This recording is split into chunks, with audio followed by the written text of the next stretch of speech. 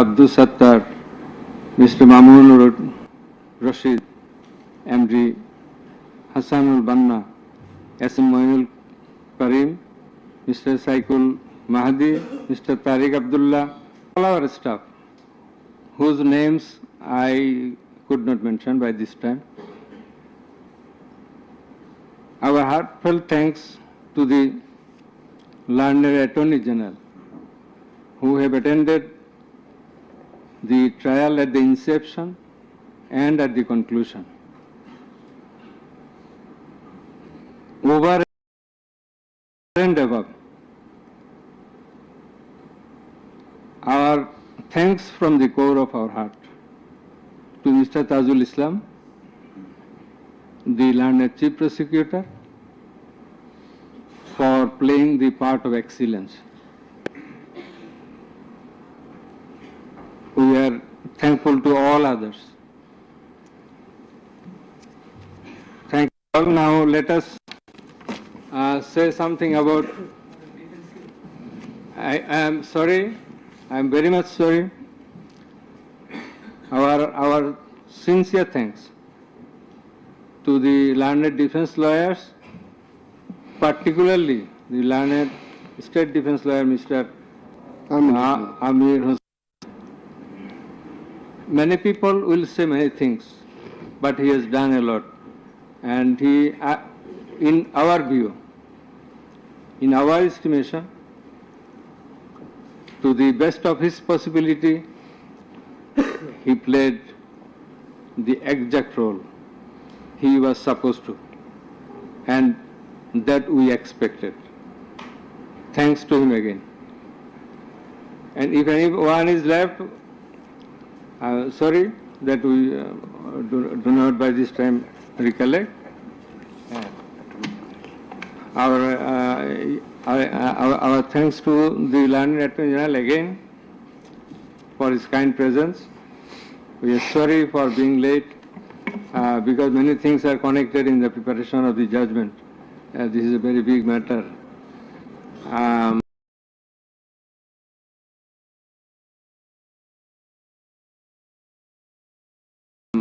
For the last couple of days, we could sleep very little, and we had to work. Now let us discuss something about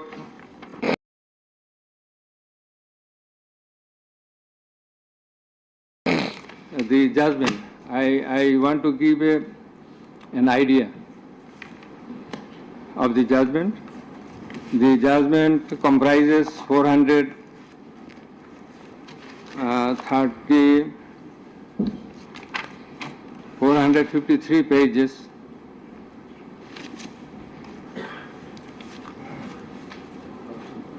and it consists of 6 parts. The first part includes the index, description of the prosecutors, learned prosecutors and the learned defense counsels, introduction of the accused, origin and object of the tribunal, jurisdiction of the tribunal.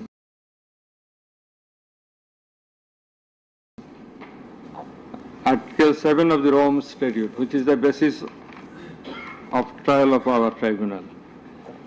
Elements of the crime against humanity. We are trying the offense, we are holding trial of the crime against humanity. So, elements of crime against humanity, these are enunciated by the Rome Statute and being followed and exercised by the International Criminal Court and other international tribunals. We are also following the Rome Statute.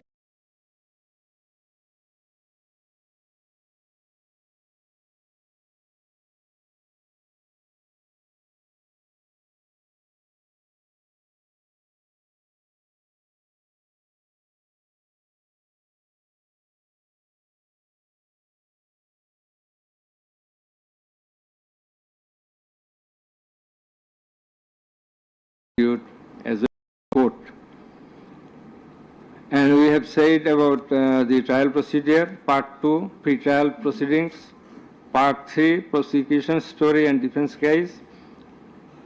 We have stated about learned Chief Prosecutor's submission on charge, learned State Defense Council's submission on charge, thereupon decision on charge, and then we have given the description of evidences in Part 4. In Part 4, we have also given an account of the testimonies of the prosecution witnesses. In Part 5, we have given the illustration of the evidences, that is the discussion of the evidences. Used arms and ammunitions. We have given an account of the used arms and ammunitions. We have given a description, we have discussed about the telephonic conversations of accused Sheikh Hasina with a number of persons from time to time. We have discussed and extracted the reports of daily newspapers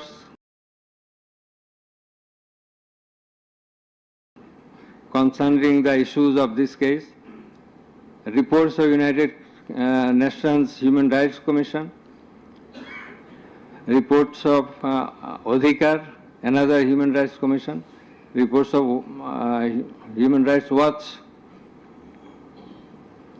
and Globe Institute, and so on. We have discussed about the videos of the occurrences which have been displayed in the tribunal. And we have described the extent of cruelty administered upon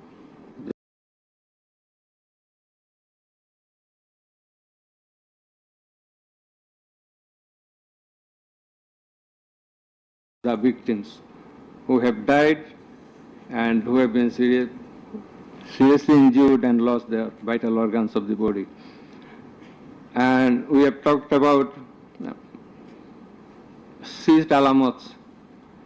We have given account of the murders, number of murders, in accordance with the Gazette notifications published by our government and in accordance with the reports of United Nations Human Rights Commission and other organizations.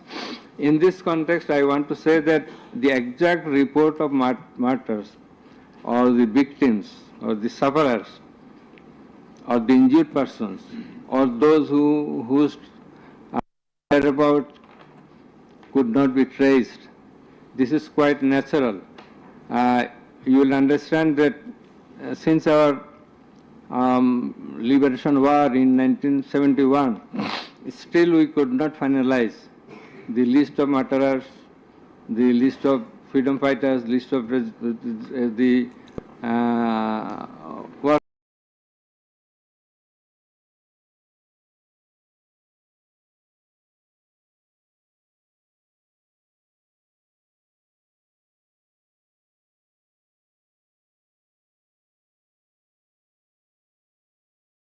criminals passed from the high-ups to the downwards for doing the needful to control the protesters, curfew orders.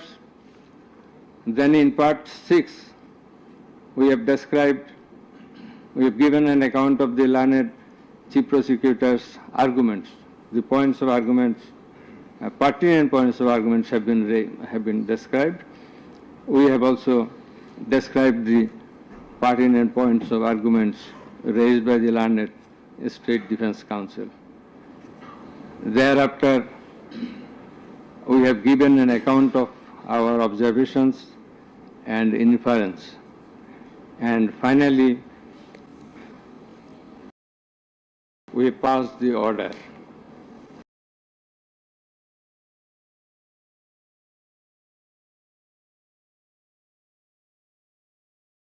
So, this is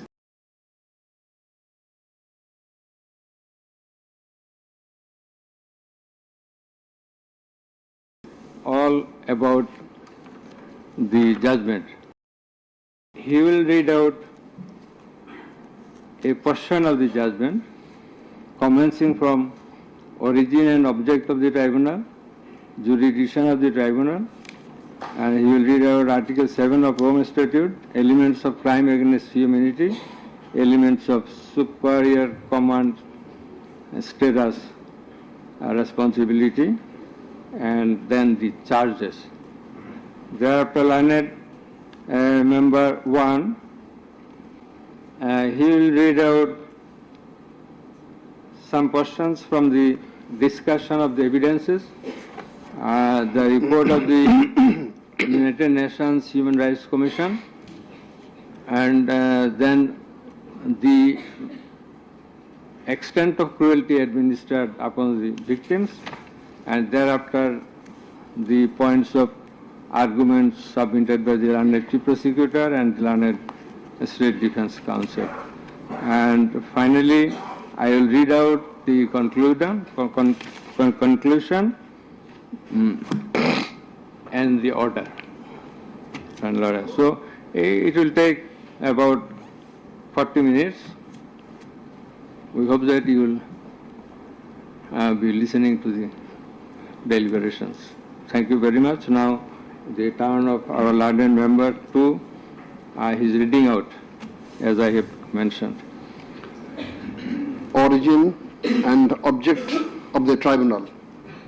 The International Crimes Tribunal has been established under the International Crimes Tribunal Act 1973 to provide for the detention, prosecution and punishment of the persons for genocide, crimes against humanity, war crimes and other crimes under international law committed within or beyond the territory of Bangladesh, whether before or after commencement of the Act.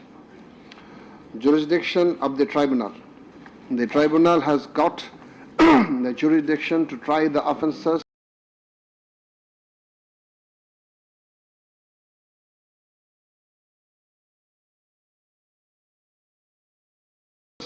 enshrined in Section 3 and 4 of the International Crimes Tribunal Act 1973. Section 3 provides, a tribunal shall have the power to try and punish any individual or group or individuals, organization or any member of any discipline force, auxiliary force or intelligence agency who, irrespective of his nationality, commits or has committed within or beyond the territory of Bangladesh, whether before or after the commencement of this Act, any of the crimes mentioned in its subsection 2. According to subsection 2 of section 3, the following acts or any of them is crime within the jurisdiction of a tribunal for which there shall be individual responsibility. The Constitution of Bangladesh has given upper hand in Article 47, subarticle 3 thereof to the application of the provisions of International Crimes Tribunals Act 1973 in the following manner. Notwithstanding anything contained in this Constitution, no law nor any provision thereof providing for detention, prosecution or punishment of any persons who is a member of any armed or defense or auxiliary forces or any individual group of individuals or organization, or who is a prisoner of war for genocide, crimes against humanity, or war crimes and other crimes and crimes under international law shall be deemed void or unlawful, or ever to have become void or unlawful on the ground that such law or provisions of any such law is inconsistent with or repugnant to any of the provisions of the constitutions.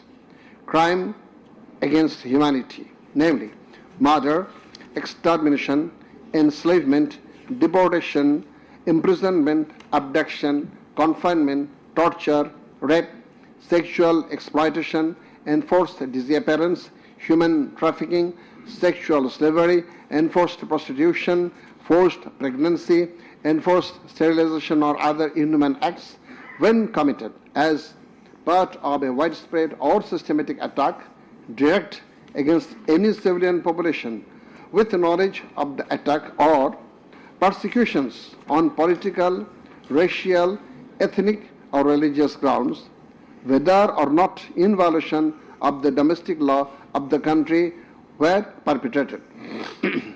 Section 4 provides as follows: any individual or groups of individuals or any member of any disciplined force, auxiliary force or intelligence agency who commits a crime within the jurisdiction of the tribunal shall be responsible and liable for a punishment. Any commander, superior officer or leader who orders, permits, acquiesces, incites or participates in the commission of any of the crimes specified in Section 3, or is connected with any plans or activities involving the commission of such crimes, or who fails or omits to discharge his duty to maintain a discipline or to control or supervise the actions of the persons under his command or his subordinates, whereby such persons or subordinates or any of them commit any such crimes, or who fails to take necessary measure to prevent the commission of such crimes.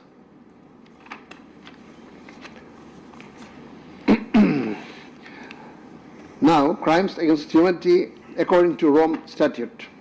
For the purpose of this statute, crime against humanity means any of the following acts when committed as part of a widespread or systematic attack directed against any civilian population with the knowledge of the attack: A. Murder. I am reading the relevant ones: murder, torture, other inhuman acts of a similar character intentionally causing great suffering or serious injury to body or to mental or physical health. The core offense in the instant case is the crime against humanity. Thus, we have to see what elements are required to constitute this crime. In Section 4 of the Act, there must be an attack. B. The attack must be widespread or systematic. C. The attack must be targeted a civilian population. D. The attack must be within the knowledge of the superior, or the superior should have known of the attack in order to hold him or her liable for the crime. The superior must have been in the control over the concerned subordinates. Elements of superior command responsibility. From the jurisprudence and eminent from the international crimes tribunals, it is generally agreed that 4 elements must be proven for a person to be held responsible as superior. The elements are: 1. An international crimes must have been perpetrated by someone other than the accused. 2. There existed a superior subordinate relationship between the accused and the perpetrator. 3. The accused as a superior knew or had reason to know that the subordinate was about to commit such crimes or had done so. 4. The accused as a superior failed to take the necessary and reasonable measure to prevent such crimes or punish the perpetrator. Section 4, subsection 2 of the International Crimes Tribunal Act provides that any commander or superior officer who orders, permits, acquiesces or participates in the commission of any of the crimes specified in Section 3, or is connected with any plans and activities involving the commission of such crimes, or who fails or omits to discharge his duty to maintain discipline or to control or supervise the actions of the persons under his command or his subordinates, whereby such persons or subordinates or any of them commit any such crime, who fails to take necessary measures to prevent the commission of such crime is guilty of such crimes. Now, I am going to read the charges. On the point of the jurisdiction of this tribunal, raised by the learned State Defence Council, it may be noted that there is no scope in law to raise such question, since question of jurisdiction of the tribunal is barred by Section 24 of the International Crimes Tribunal Act. Regarding the allegations against the accused, he merely made flat denials thereto without showing anything subsistence contrary to the acts complained of. On the other hand, on perusal of the formal charges and the documents submitted therewith, and also in consideration of the submission of the learned Chief Prosecutor and the learned State Defence Council, it has been made to appear to us that there are sufficient grounds for framing charges against the accused under Section 3, subsection 2, read with Section 4 of the Act. On hearing both sides, 5 charges were framed against accused Sheikh Hasina individually, and separate 5 charges were framed against accused Asaduzzaman Khan Kamal and Chaudhry Abdullah Al Mamun jointly.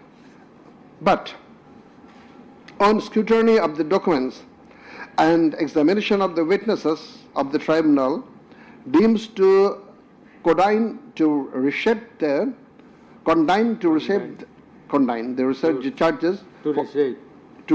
charges for ends of justice, and accordingly the same charges framed earlier have been modified in the following manner. Charge number 1.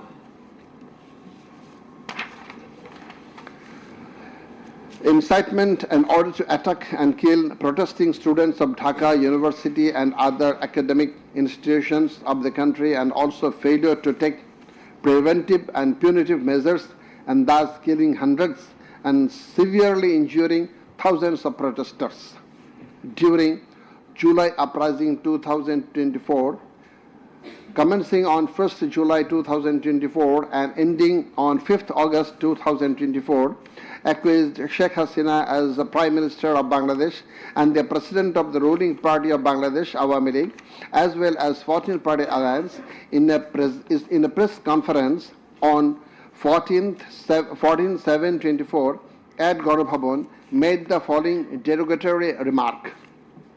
মুক্তিযোদ্ধার নাতিপুতিরা চাকরি পাবে না তো কি রাজাকারের নাতিপুতিরা চাকরি পাবে?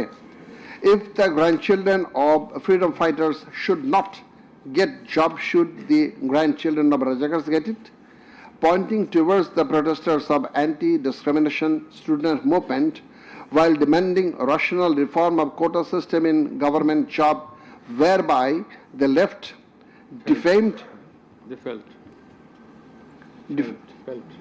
and aggrieved, since Rajakars are considering as collaborators of occupant Pakistan Army during Liberation War of 71. And thereafter, the term has been being used to stigmatize an individual or group of individuals as enemy of the state of the people. Moreover, in a telephonic conversation with ASM Maksud Kamal, the then Vice Chancellor of Dhaka University, Sheikh Hasina, mentioned that she ordered to hang the protesters as the Rajakars have been hanged before. Furthermore, being incited and inspired by the said remark, Cabinet Minister and Awami League Secretary Obaidul Qadir, separately charged, made another provocative, aggressive remark on 15th July of 2024 at 12 noon, saying, Andolon Domone Chhatroligi Jotheshto. Chhatroligi is enough to bring the movement under control. And as such, the students, female and male, came down to the streets chanting slogans against herself and her party of government. Meanwhile, her subordinates, including the cabinet members, police and other law enforcing agencies,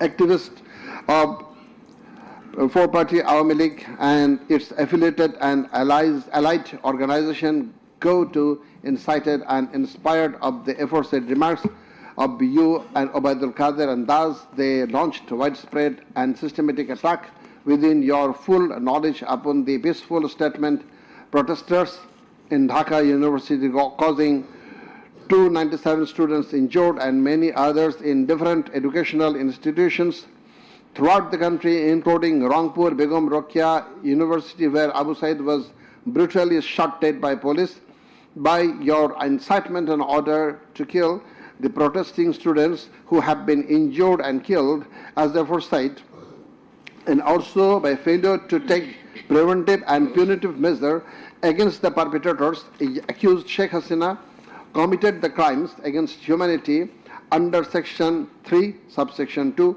under Section 4, subsection 1, clause B, and Section 4, clause 3, subsection 3, read with Section 20A of the International Crimes Tribunal Act 1973.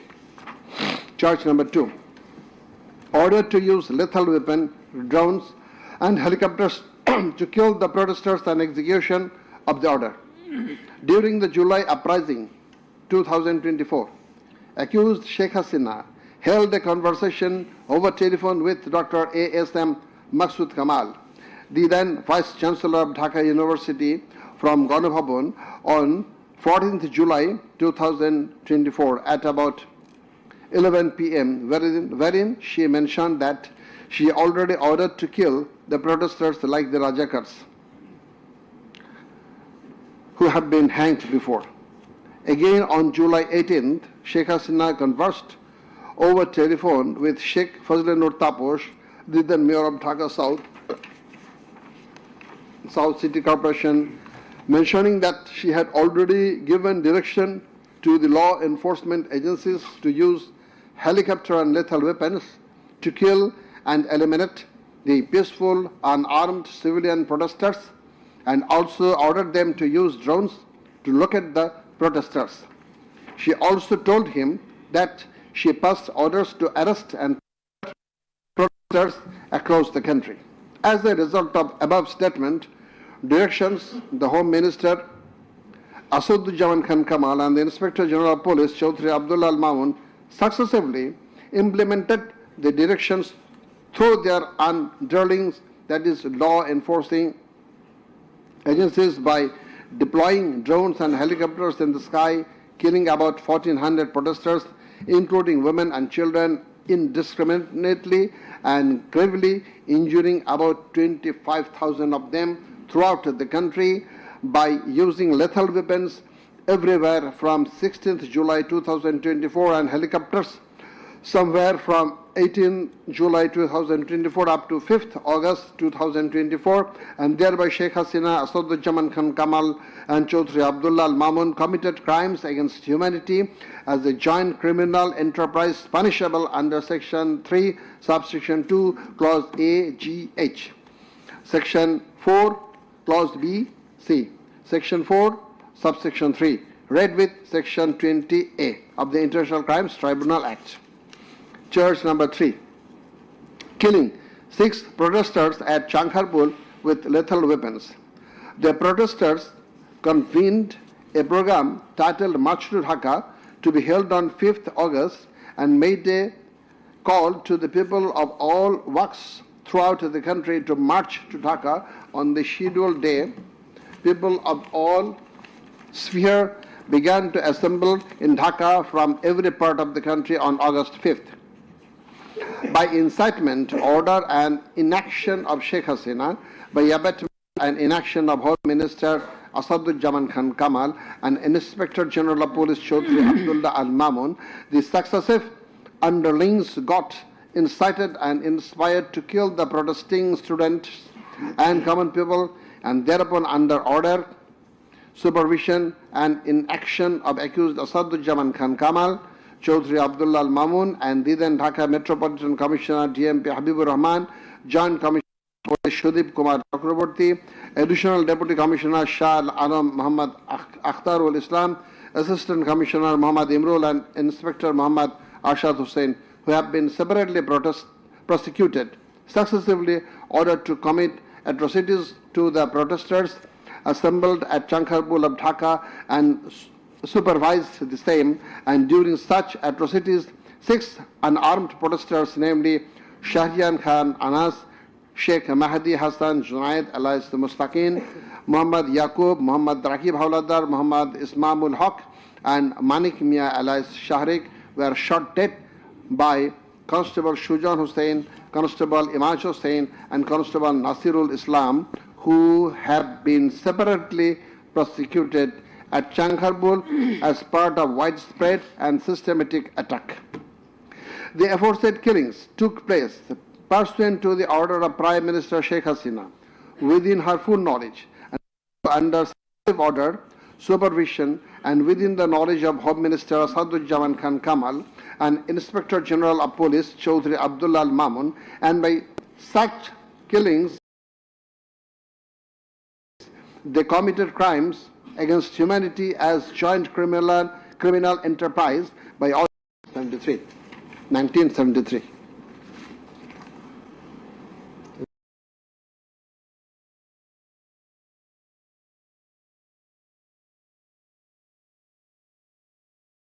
These are now the turn of learned.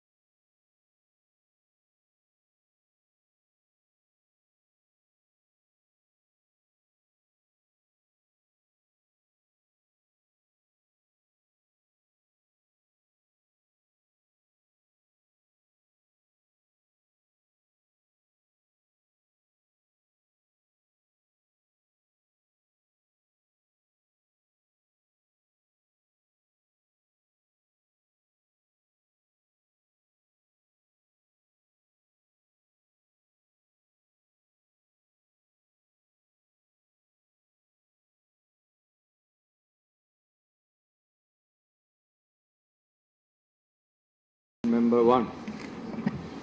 The substantial portion from his conversation with, from her conversation with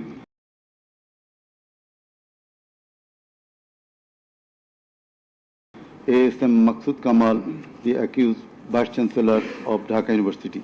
Sheikh Hasina, তো রাজাকারের তো ফাঁসি দিছি, এবার তাদেরও তাই করব, একটাও ছাড়ব না, আমি বলে দিচ্ছি। শেখ হাসিনা, কোন দেশে বাস করি আমরা? এদেরকে বাড়তে বাড়তে তো রাজাকারের অবস্থা হয়েছে, দেখিস নাই? সবগুলোকে ফাঁসি দিছি, এবার তোদেরও ছাড়ব না। শেখ হাসিনা, সব এইগুলাকে বাইর করে দিতে হবে, আমি বলে দিছি। আজকে সহ্য করার পরে অ্যারেস্ট করবে, ধরে নেবে এবং যা অ্যাকশন নেওয়ার নেবে।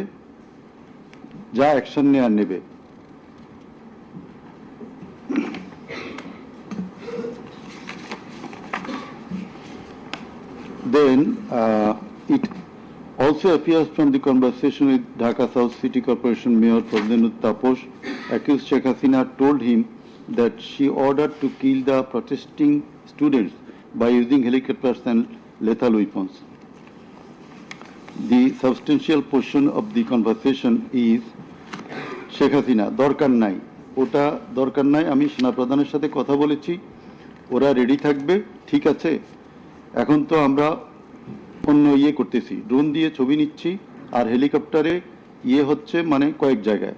তাপস, তাহলে ওই কিছু ছবি দেখে পাকড়াও করা যায় না তাদের রাতের মধ্যে? শেখ হাসিনা, সবগুলিকে অ্যারেস্ট করতে বলেছি রাত্রে।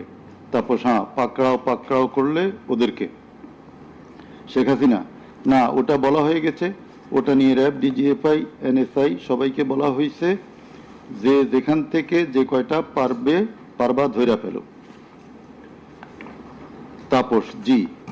শেখ হাসিনা, ওটা বলা আছে, আর এখানে গ্যাদারিং দেখবে সেখানে, আর যেখানে গ্যাদারিং দেখবে সেখানে ওই উপর থেকে করাচ্ছি, অলরেডি শুরু হয়েছে কয়েকটা জায়গায়। তাপস, জি। শেখ হাসিনা, আমার নির্দেশনা দেওয়া আছে, ওপেন নির্দেশনা দিয়ে দিছি, এখন লেথাল উইপন ব্যবহার করবে, যেখানে পাবে সোজা গুলি করবে। তাপস, জি জি। শেখ হাসিনা, না পড়াইয়া দিছে, মেশিনপত্র সব পুড়ে গেছে, আমি বলছি যা পড়াতে, ও আমাদের সেতু ভবন পড়াইছে। তাপস, জি, ওরা রাতে মনে হয় আরো ব্যাপক আক্রমণ করবে।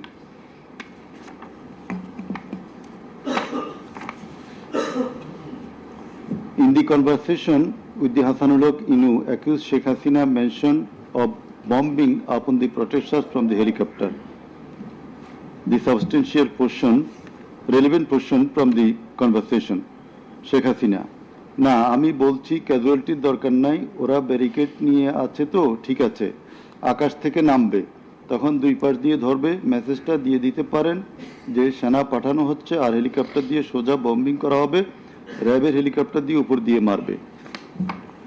হাসানুল কিনু, আপনি এই জামাত শিবিরের মেরুদণ্ডতা আবার ভেঙে দেন ঢাকা শহরে। শেখ হাসিনা, এক্কেবারে। শেখ হাসিনা, হ্যালো। হাসানুল কিনু, হ্যালো, জি আসসালামু আলাইকুম, আমি ইনু বলছিলাম। হ্যালো। শেখ হাসিনা, হ্যাঁ বলেন। আচ্ছা, আমি এটা স্ক্রলে দিয়ে দিতে বলছি যে তোমরা ছাত্ররা সব ঘরে ফেরো, গার্ডিয়ানদেরকে বলছি এইখানে কিন্তু জঙ্গি হামলা হয়েছে। হাসানুল কিনু, হ্যাঁ এটা রাইট রাইট। শেখ হাসিনা, না এটা আমাকে বেশ কিছু আন্তর্জাতিক পাইছি, তারা এটাকে জঙ্গি হামলা হিসেবে কনসিডার বলতেছে। হাসানুল কিনু, হ্যাঁ জঙ্গি হামলাই হয়েছে, এই কার্ডটা খেলবো আমরা এখন। শেখ হাসিনা, না কার্ড খেলা না, এটা আমি আগে করি নাই,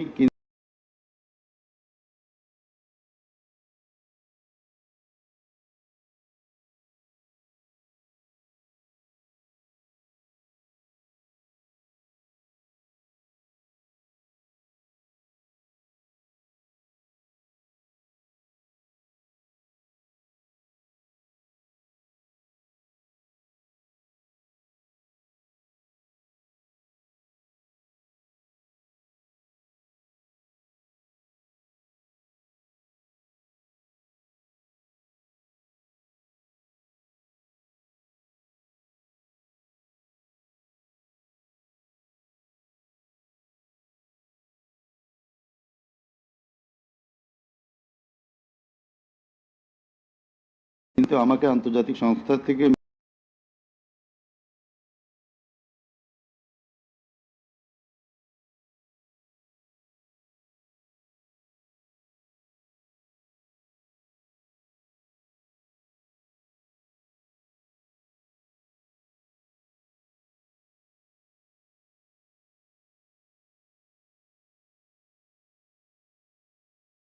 the integrated and systematic effort, parallel efforts to coordinate the security and intelligence apparatus.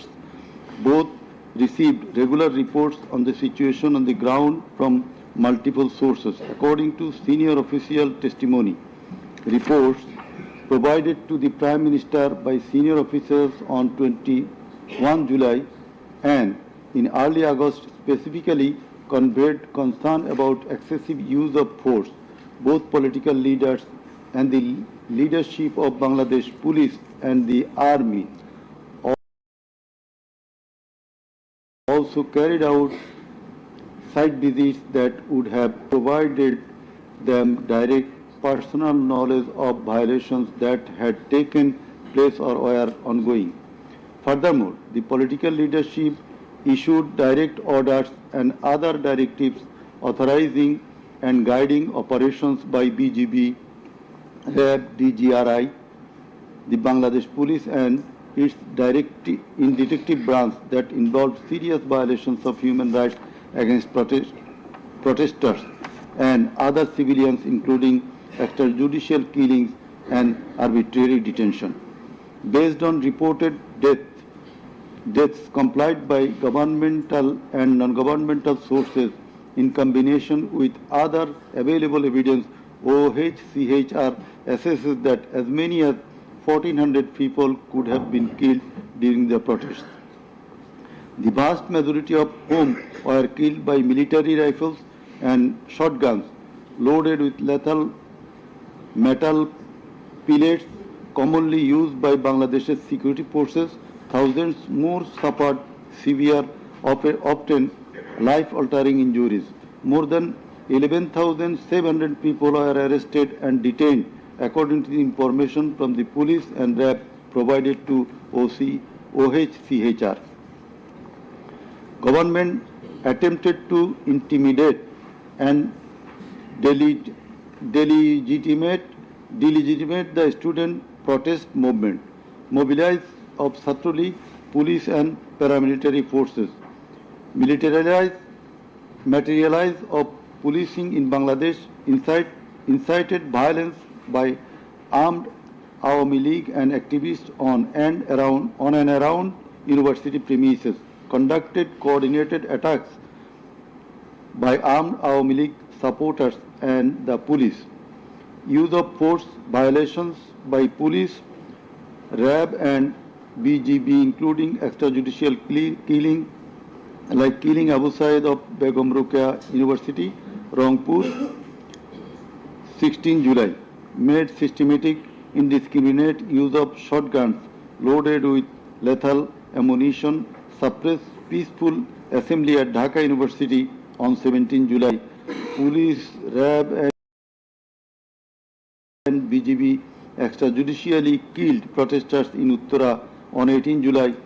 Disproportionate and indiscriminate use of firearms in response to violent unrest, indiscriminately shooting in Rampura and Badda by BGP and police on July 19.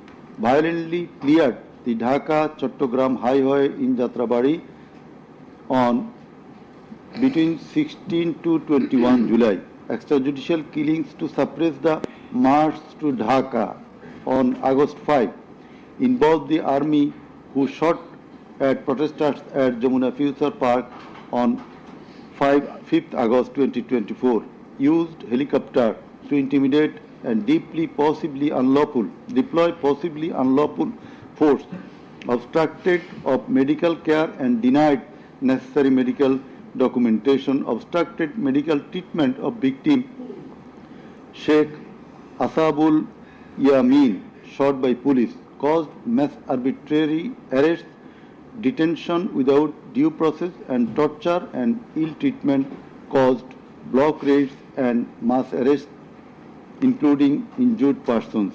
Students and opposition leaders attacked journalists, children and women and caused unjustified shutdown of internet. In the said report, Mr. Volker Turk, the High Commissioner of Human Rights Office of United Nations, that the atrocities committed in July Revolution 2024 in Bangladesh was preconcerted and systematic in order to remaining in power. There are cogent grounds to believe that hundreds of extrajudicial killings, arrests, detention and torture were carried out by the political leaders and the highest law enforcing authorities within their knowledge and under their direction and supervision as strategy to suppress the movement, whereby human rights have been seriously violated and thus international crimes have been committed. He also observed that the evidences collected do depict a picture of widespread state atrocities and targeted killings. He further remarked that such atrocities ought to be brought under accountability. There are many other similar reports by the Global Institute International Truth and Justice Project, Bloodshed in Bangladesh, World Report 2025 of Human Rights Watch. Then we are going to videos of the occurrences. It appears from the Caesar list contained in Volume 4, captions, Caesar list and documentary evidence that a good number of videos of the alleged occurrences have been seized by the investigating officer, which are described below. Number 1, a video of 1 hour 23 minutes and 5 seconds showing a press conference dated 14 July 2024 of accused Sheikh Hasina after her return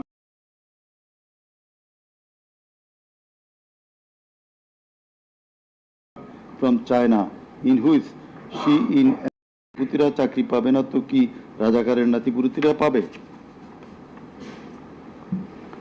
Number 2, a video of 35 seconds dated 15 July 2024 showing protest of the agitated students of Dhaka University at midnight against the remark of Sheikh Hasina made in the press conference dated 14 July 2024 pointing towards the protesting students. Number 3. A video showing the remark Rajakarder jawab debe Chhatrolig. Number 4. A video of 1 minute 5 seconds which shows attack upon the students of Kota movement by Bangladesh Chhatro League leaders and activists on 15 July 2024 at night. A video which shows that Prime Minister Sheikh Hasina, while visiting damaged metro rail station on 26 July 2024, defended her previous comment in the press conference dated 14 July 2024. Number 6. A video showing Prime Minister Sheikh Hasina in course of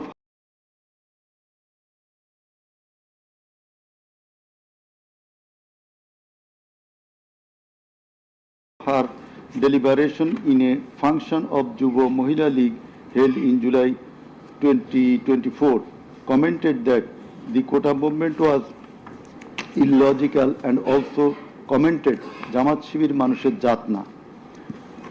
Number 7. A video showing some adverse remark of Sheikh Hasina against the female students of Rokeya Hall of Dhaka University meeting at her office on 15 July 2024. A video showing how Sheikh Hasina asked Delhi to attack Dhaka. A video shows the scenario of how protesting student Mugdho was shot dead in the July movement. This video was broadcast by YouTube channel named Narrative Bangladesh on 19 April 2025. A video which shows the scene of shooting a young person named Ridoy by police in the July movement. This video was broadcast by YouTube channel named International Truth and Justice Project on 15 January 2025. A video named Jatrabari Evidence of a Massacre Bangla showing the scenarios of killing and torturing some participants of the movement. This video was broadcast by International Truth and Justice Project YouTube channel on 14 January 2025. A video showing the scene of carrying bullet-stricken young man named Nafiz at Farmgate of Dhaka. This video was broadcasted in Jamuna TV YouTube channel on 14 August 2024. A video showing how movement participant Khokon Chandra Burman was injured with gunshot in his face. It appears that the whole face including mouth, nose and eyes of Khokon Chandra Burman have been completely disfigured. This victim deposed in the tribunal as PW number 1. A video titled Nirmam 19 July শতাধিক লাশ হাজারো গুলিবিদ্ধ রক্তের জন্য হাহাকার DMC 19. A video titled RAB helicopter attacked Kota Andolon 2024 showing operation upon the protesters from RAB helicopters at different parts of Dhaka in July 2024. A video showing how protester Imam Hassan Taim Bhuiya was shot dead at Jatrabari, Dhaka. 4 videos in a pen drive showing the passing of order by DMP Commissioner Habibur Rahman to the subordinate asking them to shoot the protesters below waist. A number of videos showing shooting upon the protesting people from helicopter. A video showing the scene of burning the dead bodies of protesting students and common people by police at Ashulia, Dhaka on 4th August 2025 during the July movement. A video showing the scene of Abu Said, a coordinator of July movement 24 being shot multiple times by police at a close range with lethal weapon. A video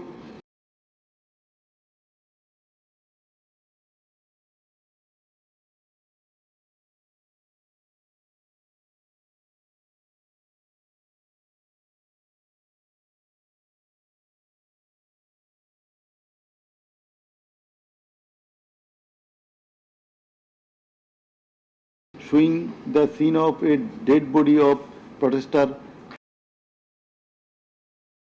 entrance and exit of ambulances carrying the injuring protesters.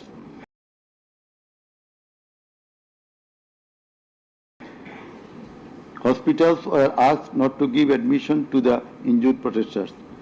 It appears from the testimony of PW2 that in some cases, patients were searched by police and ruling party activists. Doctors were intimidated and some of the doctors were transferred due to giving treatment to the protesting injured persons. PW3 Parveen deposed that she found an injured young man shouting, save me, under Jatrabari flyover. Blood was coming out from both of his eyes. Parveen pulled him up and put him on her shoulder and looking for a rickshaw. And then 14 to 15 armed police shot them. The injured man, being hit by bullets, fell down from her shoulder. They also shot PW Parveen at her left eye, lower abdomen and other parts of the body. Blood was gushing out of her body and thus she fell down.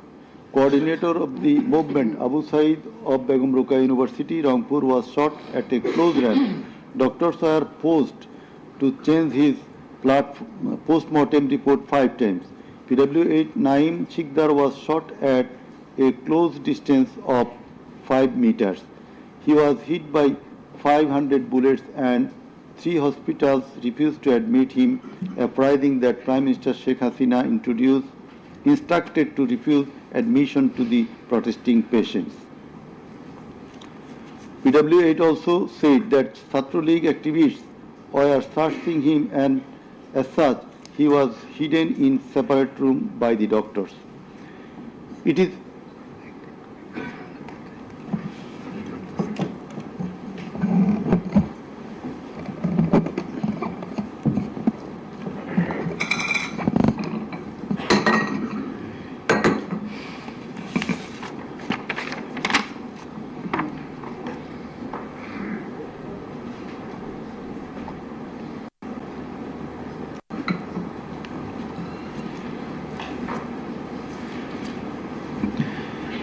revealed from the evidence of PW9 Shahina Begum that police burned the dead body of her son along with some other dead bodies in Ashulia of Dhaka. PW10 MD Enab Nazez Zaki also stated that his son was killed and then the dead body was burnt by police in Ashulia. We find from the testimony of PW10 Asabur was shot dead and set ablaze. It appears from the testimony of PW13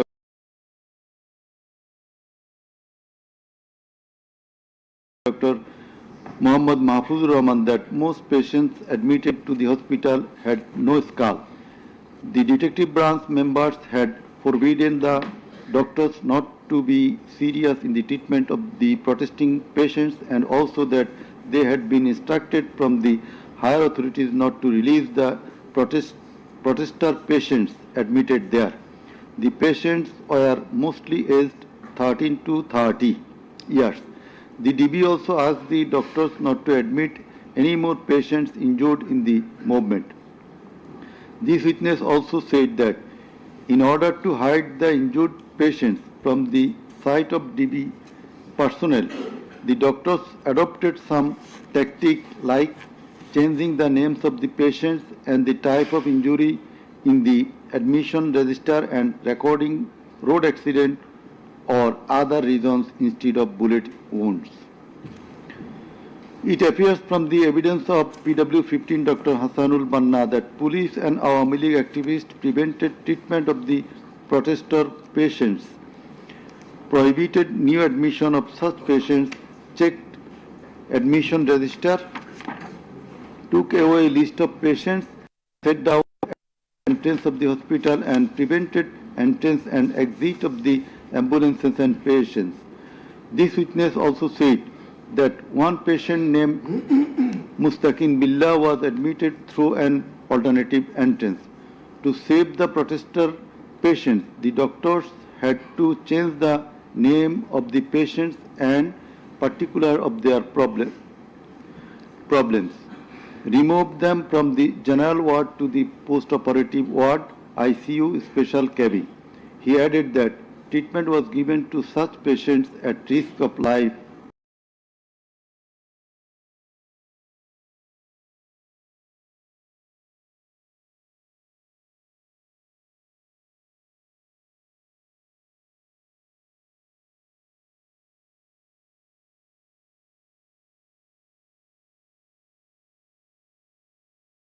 of the doctors.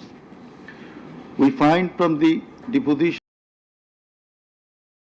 pellets were removed from his body and 500 more still in his body.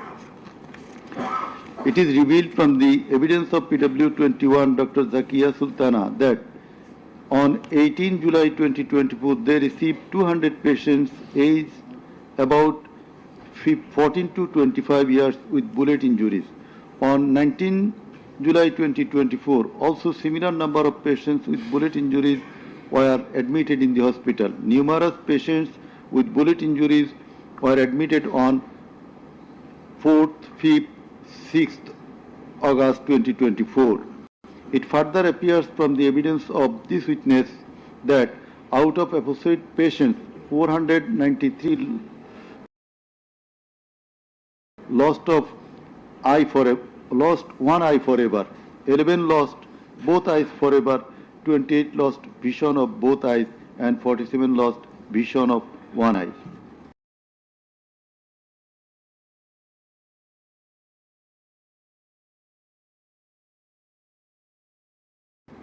It appears from the evidence of a policeman poked the wounded area of his son with the rifle butt.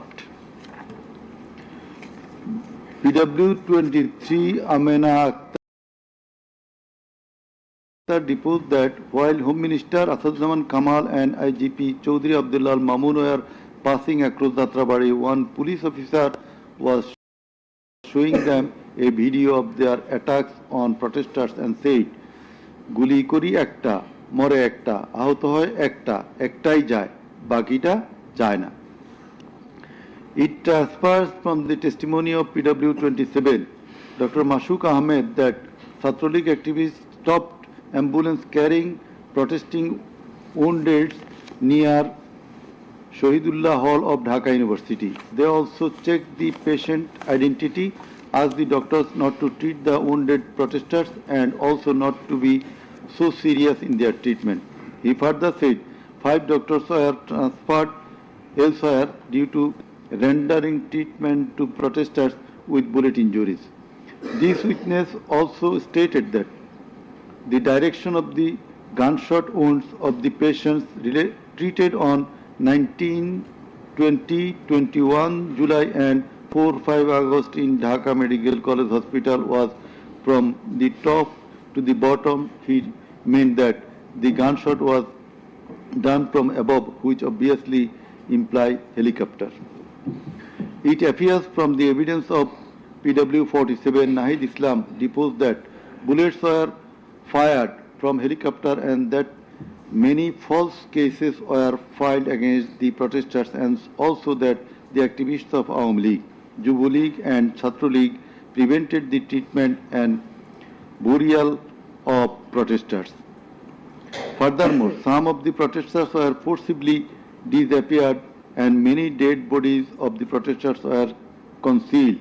He himself and some other student leaders were abducted.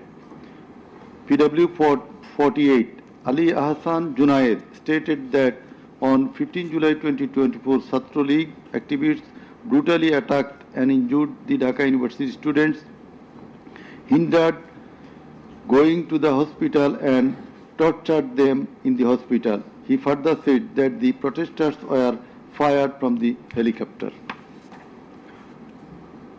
We find from the evidence of PW 54, MD Alamgir, investigating officer, that the protester named as Ashabul Yamin was thrown down from the APC by the police.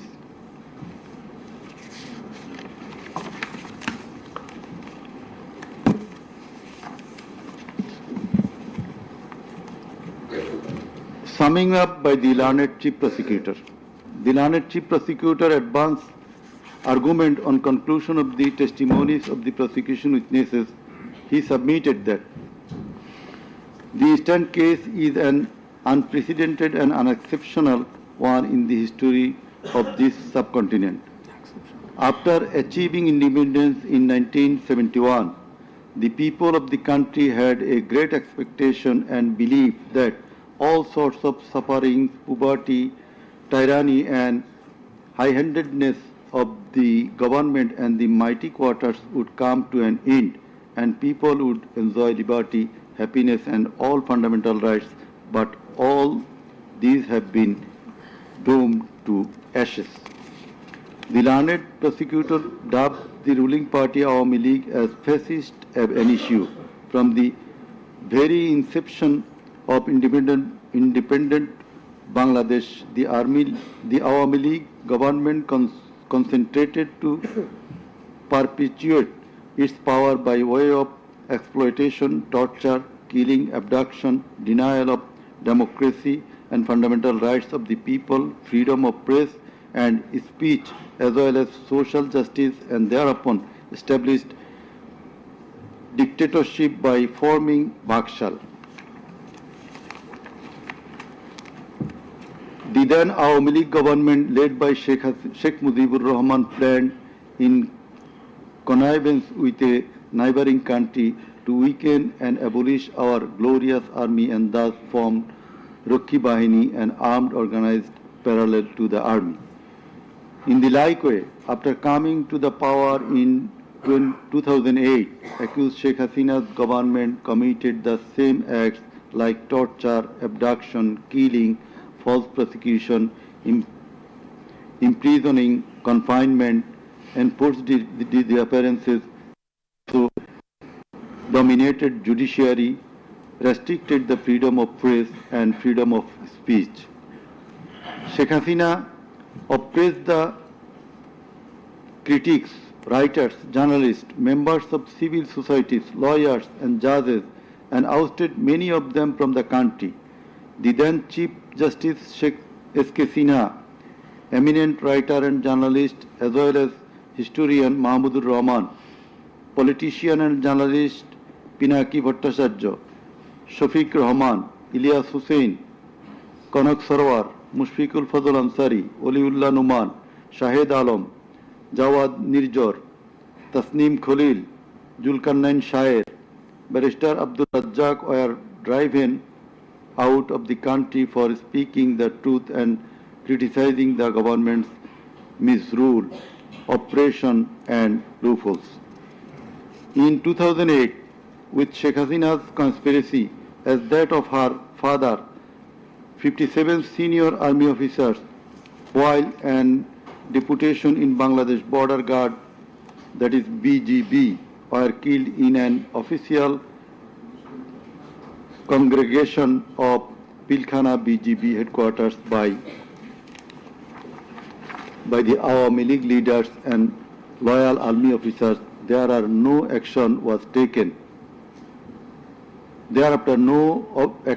taken against those killers. In 2013, the law enforcers and the ruling party activists killed hundreds of innocent young and underage madrasa students in a congregation arranged by Islamic organization Hifazat-e-Islam at Shapla Chattor, Dhaka, without any cogent reasons, and thereafter no action was taken against the killers. For perpetuating her power, accused Sheikh Hasina politicized judiciary, army, law enforcing agencies, bureaucracies and all other departments and made them subservient of herself and her government. With the ulterior motive of remaining in power for long, Sheikh Hasina obtaining a verdict from the court given by her loyal judges headed by Chief Justice A.B.M. Khairul Haq, now in jail, abolished the most popular and well-settled electoral system under caretaker government held an expert election in 2014, ignoring the participation and demands of the opposition parties, and in that election 153 candidates of the ruling party Awami League were elected without any vote. Again, a partial election was held in partial election was held in 2018, in which ballot boxes were filled up in the night preceding the day of election without carrying the demands of the opposition parties for holding election by a caretaker government for the sake of security, fairness and transparency. Accused Sheikh Hasina held another partial ex-party election known as dummy election in January 2024 without allowing the political parties to participate. In 2024, the students launched a movement claiming reformation of in the quota system in government jobs. They particularly demanded reduction of quota to 5% from 56%. Instead of fulfilling the demand of the students or speaking with them on the issue, Sheikh Hasina, in a press conference on 14 July 2024, made a derogatory comment pointing towards the students of quota movement, saying, "Mukti Juddhar nati putira chakri pabe na to ki Rajakarer nati putira chakri pabe." Whereupon the student of Dhaka University got extremely agitated and assembled at Raju Bhaskurjo in front of TSC of Dhaka University, where they protested against Sheikh Hasina's humiliating comment and demanded her apology. Meanwhile, Awami League Secretary and Cabinet Minister Obaidul Kader and Chhatra League Yuva League leaders stated in their party meeting that Chhatra League was enough to control the protesting students, and thus the agitation spread out in all other educational institutes throughout the country. The armed activists of Chhatra League and Yuva League attacked all on a sudden upon the protesting students with deadly weapons at the midnight, causing 297 of them injured and hospitalized. Moreover, the said terrorists hindered the injured students from going to the hospital, and furthermore, they also attacked the injured students in the hospital. From 16 July 2024, the Chhatra League and Yuva League terrorists, along with the law enforcers, killed and injured many students at various parts of the country. On 16 July 2024, as part of the widespread and systematic attack, student Abu Said of Rangpur Begum Ruqayya University was repeatedly shot at a close range by police, causing his death and also injured many protesting students. Accused Sheikh Hasina ordered the law enforcers and the activists of Awami League, Chhatra League and Yuva League to use drone, helicopter, lethal weapons to kill the protesters, and accordingly, from 18 July to 1st August 2024, they killed hundreds of protesters and injured thousands throughout the country by using drone, helicopter and various types of lethal weapons. As part of the widespread and systematic attack, in pursuance of the incitement and order of accused Sheikh Hasina and direct participation, abatement order and supervision of accused Asaduddin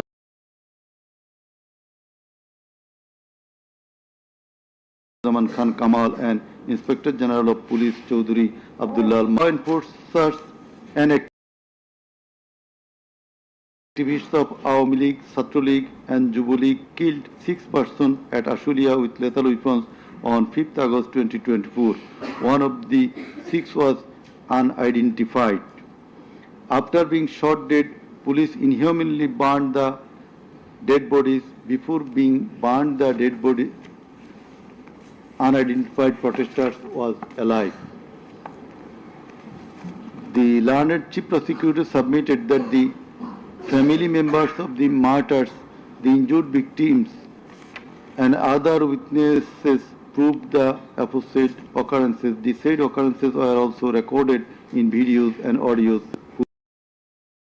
which have been played in the tribunal. The conversations recorded in DVD, CD, and the video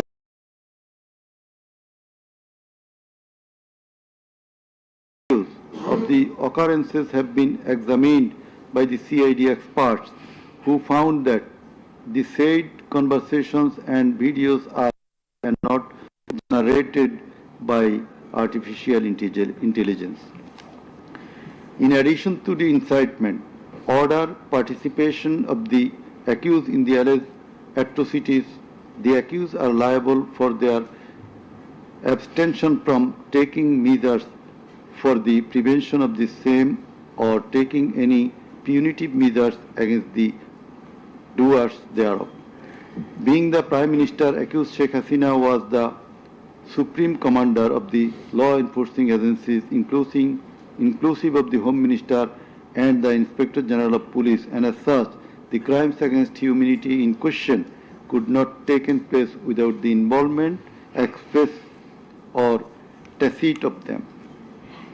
The learned chief prosecutor added that the movement of the students continued for 36 days, during which, as stated herein before, hundreds of protesting students and common people were killed and thousands were seriously injured, most of whom became permanently handicapped and blind.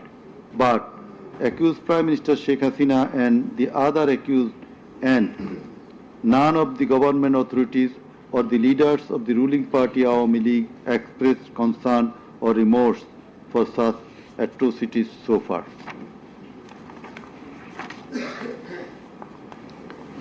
Accused Sheikh Hasina, instead of expressing remorse or seeking apology for the said crimes, continued to commit further crimes by threatening the present government, the International Crimes Tribunal personnel, and the prosecutors, and also the political party leaders in her hate speeches in audio conversations from time to time. This tribunal, by an order on the application of the prosecution, prohibited Sheikh Hasina to be restrained from making hate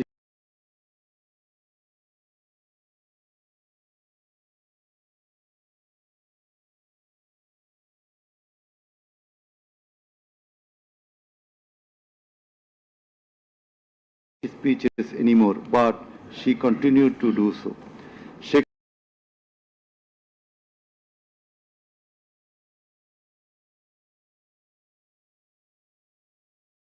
for which the tribunal drew a contempt proceeding against her.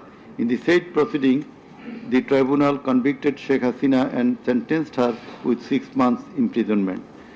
The accused committed crimes against humanity jointly by their incitement, order, abatement, participation, and inaction, which come within the purview of joint criminal enterprise and superior command responsibility.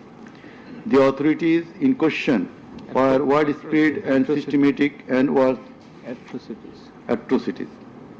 The atrocities in question were widespread and systematic, and it was directed against the civilian population.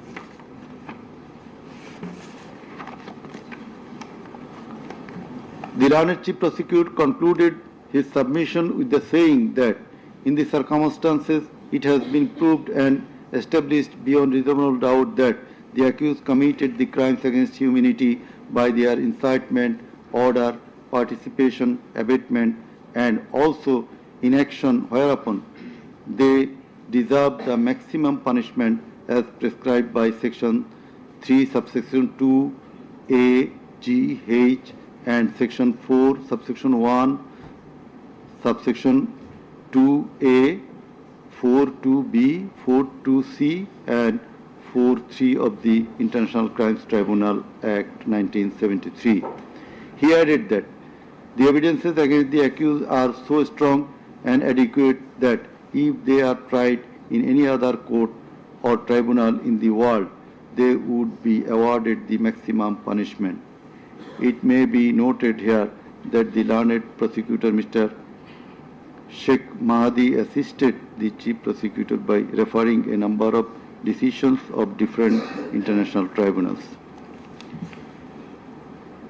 In the summing up session, the learned Attorney General of Bangladesh appeared and shared the concluding submission. In his submission, the learned Attorney General referred to the conviction and sentence of many of the heads of government and states in the world for their commission of crimes against humanity, and thereupon he asked for awarding maximum punishment to the accused of the instant case so that no other Prime Minister or the head of state recurs such atrocities in the days to come. Summing up by the learned State Defence, Mr. Amir Hussain, the learned State Defence Council argued that accused Sheikh Hasina and Asaduzzaman Kamal are quite innocent. The accused did not incite or order or participate or abet the commission of the crimes against humanity in question. The trial itself against the accused under the International Crimes Tribunal Act 1973 is unlawful since the Act was passed for the purpose of trial of the persons who committed genocide in 1971. Allegedly, the atrocities spread throughout the country, but the prosecution failed to examine witnesses of all the districts where atrocities took place. The Learned Defence Council submitted that no helicopter was used to kill the protesting students and public in the July-August movement 2024. The audio conversations in question have not been duly examined by the experts. Although the audios have been examined by CID, the same should have been examined by some more experts. He questioned the prosecution's claim as to the number of the deaths and injured. He stated that although the prosecution claimed that 1,500 protesters died and 25,000 injured, but the Gazette notifications of the government shows the number of dead protesters as about 800. He emphatically asserted that accused Sheikh Hasina did neither incite nor order nor take part in the alleged atrocities or crimes against humanity. Mr. Amir Hussain vehemently opposed the words of the learned chief prosecutor terming Sheikh Hasina and Asaduzzaman Kamal as fascist. He also opposed the assertion of the learned chief prosecutor that Sheikh Hasina fled to Delhi due to the commission of the crimes against humanity by the wave of the mass movement.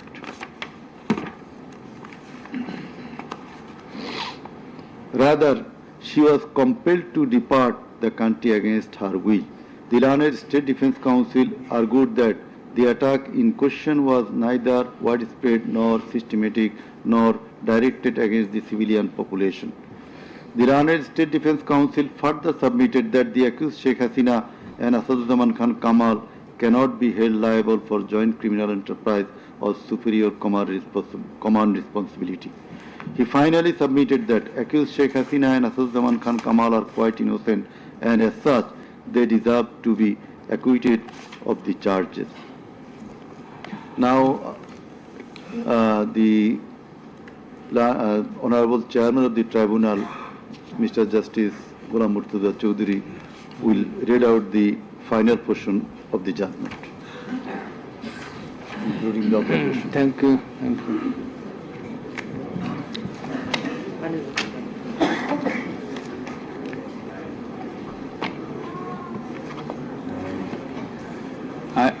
I will start with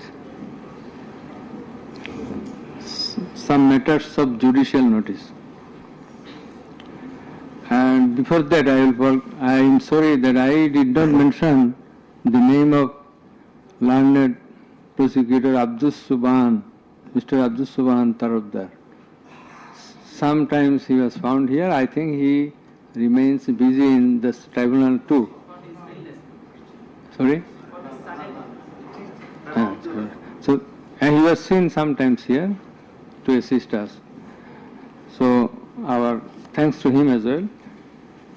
We have taken judicial notice of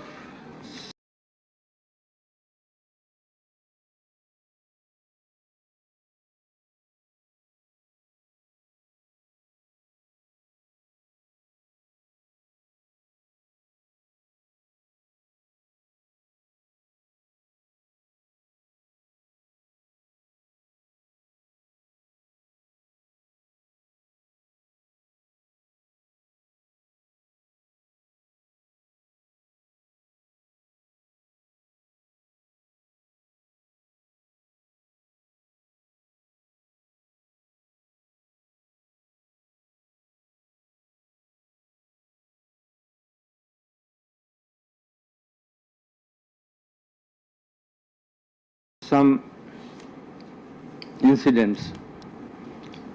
Number one,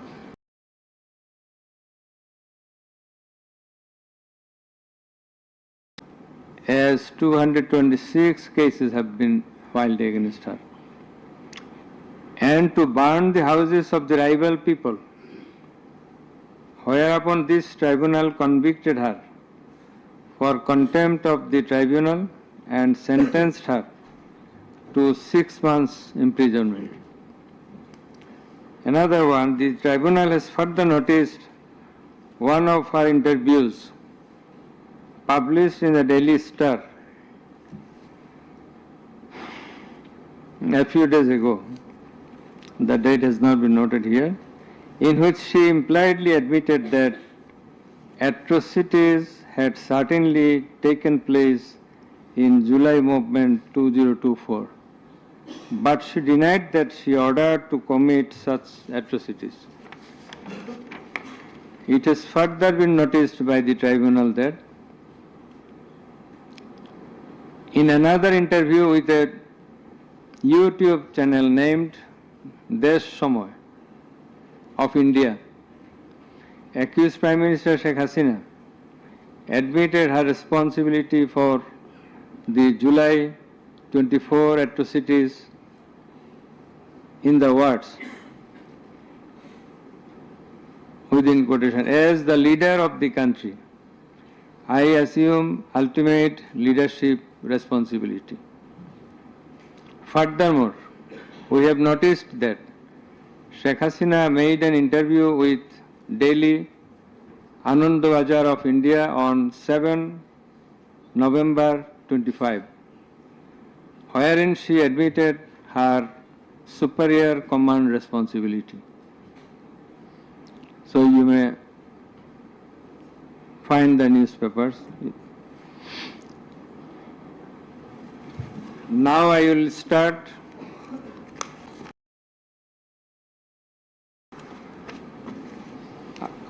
with our observations and inference.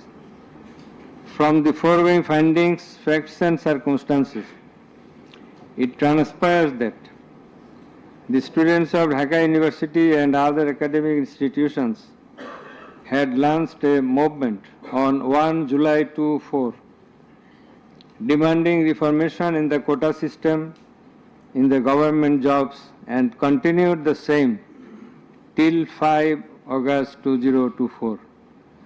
The government did not pay heed to the demands of the students.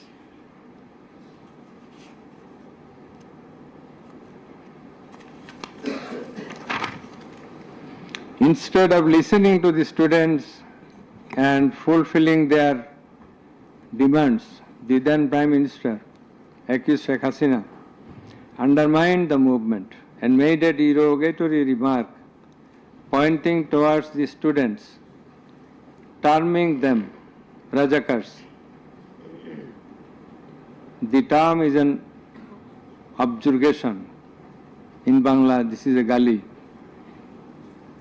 In her words, Mukti Joddhar Natiputira Chakri Pabe na to Rajakarer Natiputira Pabe. As the aftermath of aforesaid objurgation and the derogatory remark of accused Sheikh Hasina, the students, including female students who were at the forefront of Dhaka University burst into a rage and assembled at the Raju Bhaskarya in front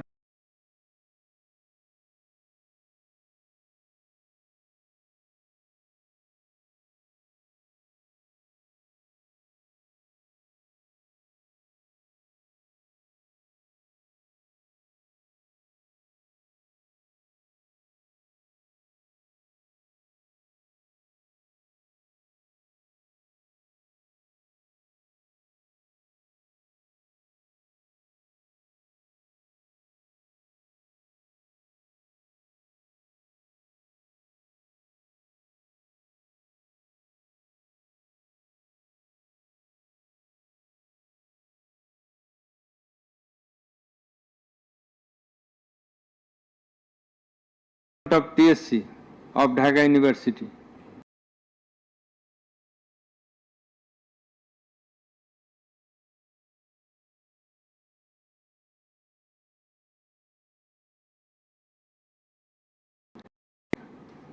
রাজাকারদের কি অবস্থা হয়েছে দেখিস নাই, সবগুলোকে ফাঁসি দিছি, এইবার তোদেরও ছাড়ব না।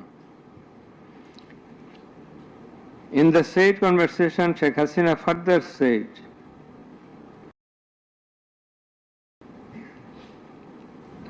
to the activists of her party Awami League and affiliates, Chhatra League and Yuva League, and also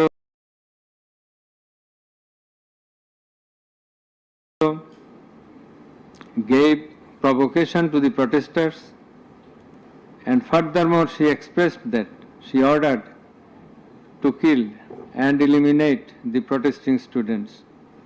The concerned pen drive CD containing the above conversation as well as the transcript thereof have been submitted in the tribunal. In addition to the above, on 15/7/2024, Awami League Secretary and Cabinet Minister Ubaidul Qadir made another provocative remark, saying, Andolon Domane Chhatra League is jotheshto. Chhatra League is enough to control the movement. Whereupon the protesting students of Dhaka University burst into anger and vehemently protested against Sheikh Hasina.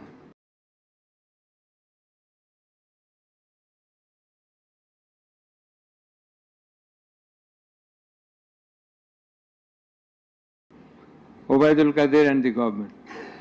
The activists of Chhatra League, Yuva League attacked the protesting students with various deadly weapons and severely injured hundreds of them, whereupon they had to be hospitalized. The attackers impeded the injured students proceeding to the hospital and also impeded their treatment. Moreover, the attackers made further attacks upon the students undergoing treatment in the hospital. In consequence of the above noted incitements of Sheikh Hasina, in the press conference on 14 July 2024, are ordered to kill them as revealed in her conversation on the following night with Dhaka University Vice Chancellor, and also the provocative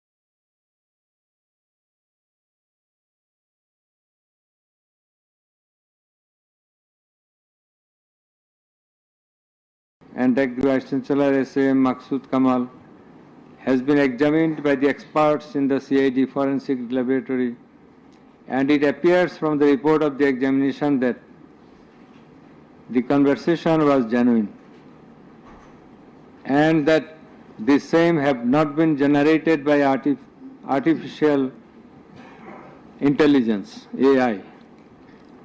The concerned experts deposed in corroboration of the genuineness of the impugned conversation.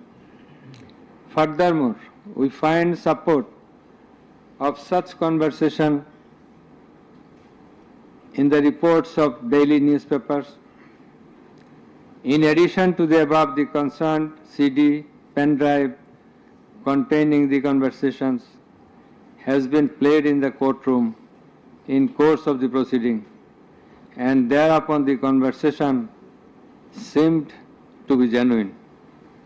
The remarks of Sheikh Hasina in the press conference on 14/7/24 has been watched by many people in the television channel and social media. Almost all the witnesses, while deposing in the tribunal, mentioned that they watched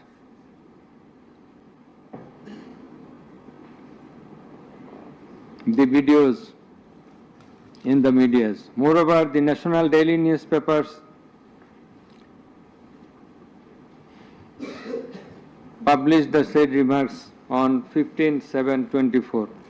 The remark of Obaidul Qadir was published in the news, it's a repetition, sorry, over and above said inciting remark and killing and order of killing by Sheikh Hasina and the provocative remark of Obaidul Qadir have not been denied by them. Although State Defence Council, the learned State Defence Council for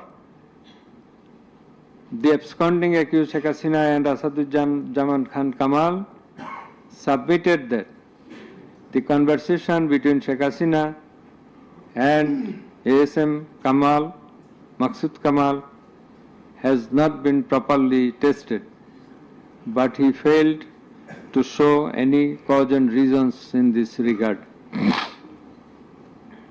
The prosecution witnesses proved the attack upon the Dhaka University students by the activists of Awami League, Chhatra League and Yuva League following the incitement and Sheikh Hasina's order of killing, as well as the provocative remark of Obaidul Qadir. Sheikh Hasina ordered the law enforcing agencies to use drone for locating the congregating protesters and thus to use helicopter and lethal weapons to kill them. Such order has been disclosed by Sheikh Hasina in her telephonic conversation on 18/7/2024 with Dhaka South City Corporation Mayor Fazle Noor Taposh, as it has been read beforehand, and also with Hassanul Haq Ino. The concerned pen drive CD containing the aforesaid conversations have been submitted in the tribunal. The said conversations have been examined in the forensic laboratory of CID, and the concerned experts found that the conversations were genuine and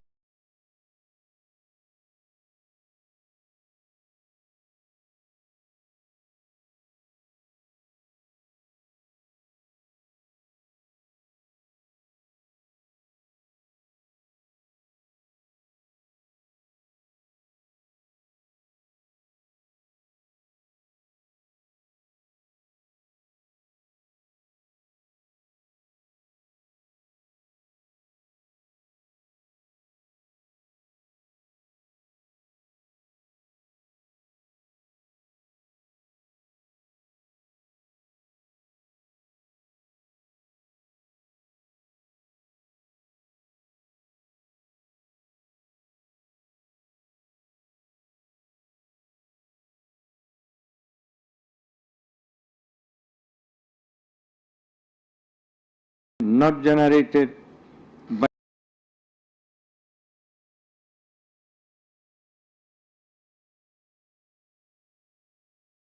by artificial intelligence, AI. SB's Chief Monirul Islam, DB Chief Harun Rashid, RAB DG Barrister Harun Rashid, DMP Commissioner Habibur Rahman, DG of BGB, Major General AKM, Major General Ashrafuzzaman Siddiqui, DG of Ansar, Major General AKM Aminul Haq, NTMC Chief, Major General Ziaul Hassan, DGFI Chief and NSI Chief used to hold meeting every night after 19 July 2024 at the residence of Home Minister Asaduzzaman Khan Kamal. Accused Chaudhry Abdullah Al Mamun said that instruction to the core committee used to come from the Prime Minister. He also said that at one stage of the movement, it was decided to use drone to locate the gathering of the protesters and to use helicopter and lethal weapons to control the movement. In a meeting of the core committee, Sheikh Hasina passed a direction to use lethal weapon. Additional DIG Joardar, who was present there, communicated the message to the police officers throughout the country to use lethal weapons accordingly. Furthermore, Chaudhry Abdullah Al Mamun said that in pursuance of the remark of Obaidul Qadir and Nanak that Chhatra League and Yuva League are enough to bring the movement under control.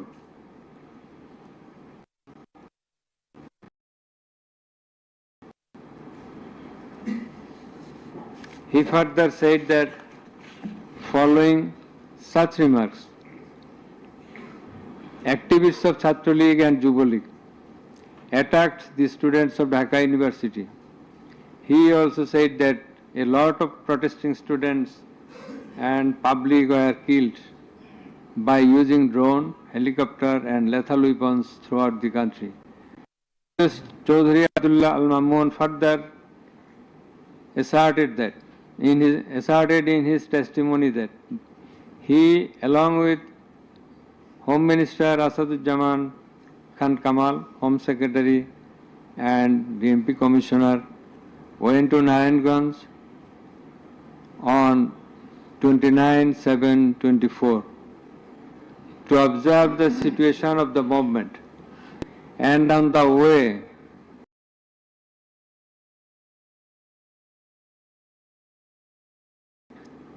they stayed for a while in front of Jatrabari police station, and then DC Iqbal of Wari Zone showed a video to the Home Minister on his mobile and said, "We shoot one, that one dies, that one gets injured, but the others do not move." Therefore, it is perspicuous from the above that all the three accused led the operations against the protesting students and public jointly as a matter of joint criminal enterprise. As the aftermath of Sheikh Hasina's order, as well as the supervision and guidance of accused Home Minister Asaduzzaman Khan Kamal and IGP Chaudhry Abdullah Al Mamun, the law enforcers and activists of Awami League, Chhatra League and Yuva League invaded the protesting students and public throughout the country by using drone, helicopter and lethal weapons, causing death to about 1,500, inclusive of 6 protesters at Sankarpur of Dhaka, namely Shahriar Khan Anas, Mahdi Hassan Junaid, MD Yaqub, MD Rakib Hawladar, Muhammad Ismamul Haq, Manik Mia alias Shaharik, and another 6 protesters at Ashuria Sabar, namely Sajjad Hussain Sojol, Ashabur, Tanzil Mahmud Sujoy, Bayezid Bustami, Abul Hussain, and another unidentified protester near Dhaka, and caused grievous injuries to about 25,000 of them.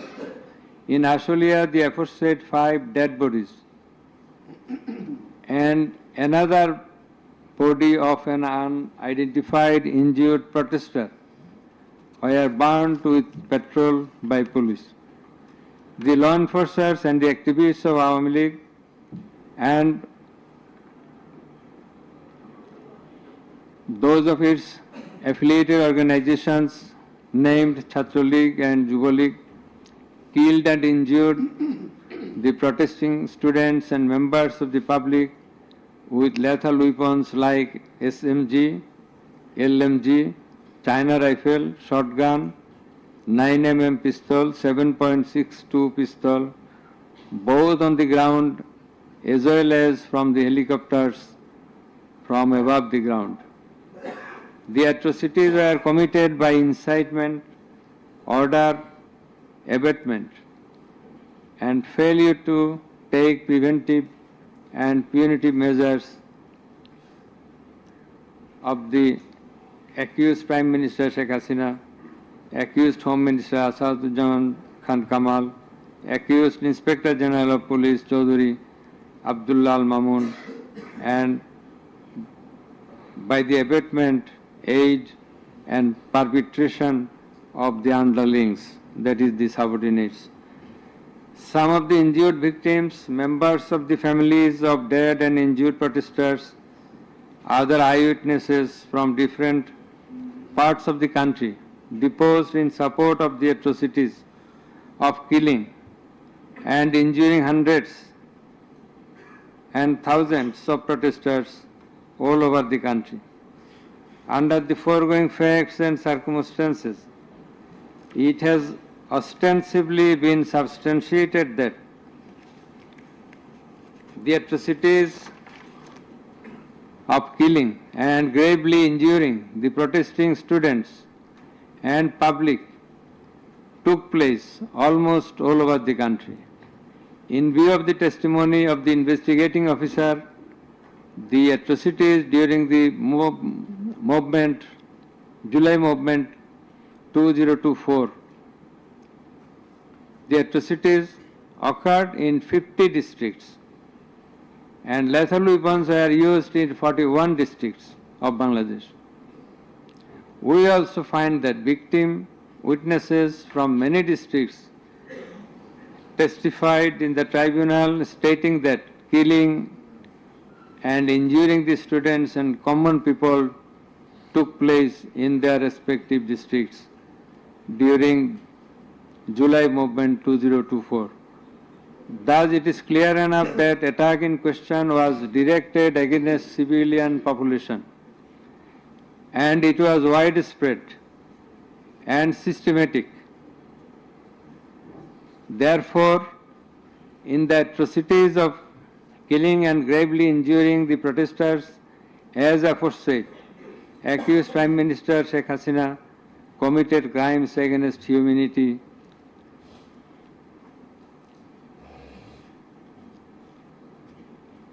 by her incitement, order, and also failure to take preventive and punitive measures. Under charge 1, accused Sheikh Hasina committed 1 count of crimes against humanity by her order to use drones, helicopter, and lethal weapons under charge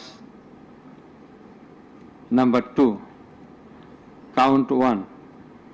Accused Prime Minister Sheikh Hasina committed crimes against humanity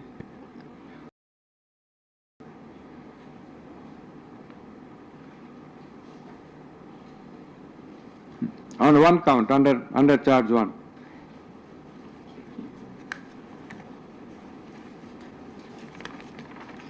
accused Asadujaman Khan Kamal and Chaudhuri Abdullah Al Mamun committed crimes against humanity by their abatement in the use of drones, helicopter and lethal weapons under charge number 2, count 2. Accused Asadujaman Kamal and Chaudhuri Abdullah Al Mamun committed 2 counts of crime against humanity under the same charge by their abatements and failure to prevent the atrocities at Sankarpur,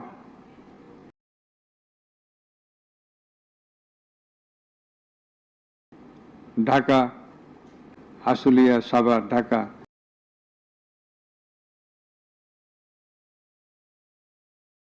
Under the same charge. Accused Sheikh Hasina, the Prime Minister, and as the President of Awami League and the controlling authority of all affiliated organizations, was the superior commander of the said party leaders and activists, as well as the Home Minister and Inspector General of Police, that is accused Sheikh Hasina and 2 other accused were in the superior and subordinate relationship. On the other hand, the Home Minister was the superior of the Inspector General of Police, that is, they are in the superior and subordinate relationship. As required to be an element as required by the provisions of Rome Statute. In the like way, all the police officers were subordinate to the Inspector General of Police. They worked under him.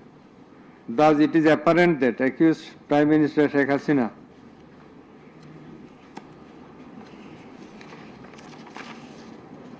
had superior control status over accused Asadujaman Khan Kamal and accused Chaudhuri Abdullah Al Mamun, whereupon it was her responsibility to take measures to prevent the atrocities in question, which continued for about a month.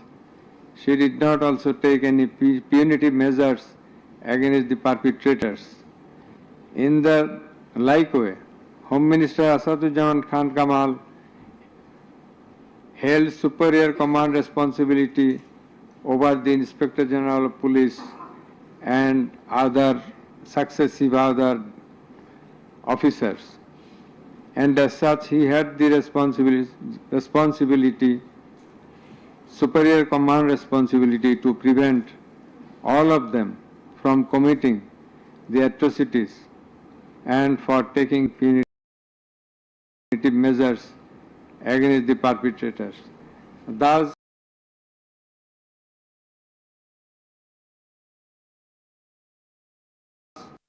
both the accused, Asadujaman Khan Kamal and Inspector General of Police Chaudhuri Abdullah Al Mamun, they committed crimes against humanity by their abatement, that is facilitation, and their failure to prevent the atrocities committed by their underlings, and hence they are liable to be punished under section 32A, 32G, 32H, 41B and 43 of the International Crimes Tribunals Act. Accused Sheikh Hasina is liable to be punished under section 32A, 32H, 41B and 43 of the International Crimes Tribunals Act 1973. It is obvious from the facts and circumstances delineated herein before that the law enforcers and the activists of ruling party Awami League, as well as its affiliated organizations, targeted the unarmed civilian protesters countrywide and accordingly attacked them. Therefore, In all the above discussed atrocities, the elements constituting crime against humanity have been fulfilled. The victim witnesses, the other witnesses and the investigating officer held the accused Prime Minister Sheikh Hasina, accused Home Minister Asaduzzaman Khan Kamal and accused Inspector General of Police Chaudhry Abdullah Al Mamun liable for the atrocities.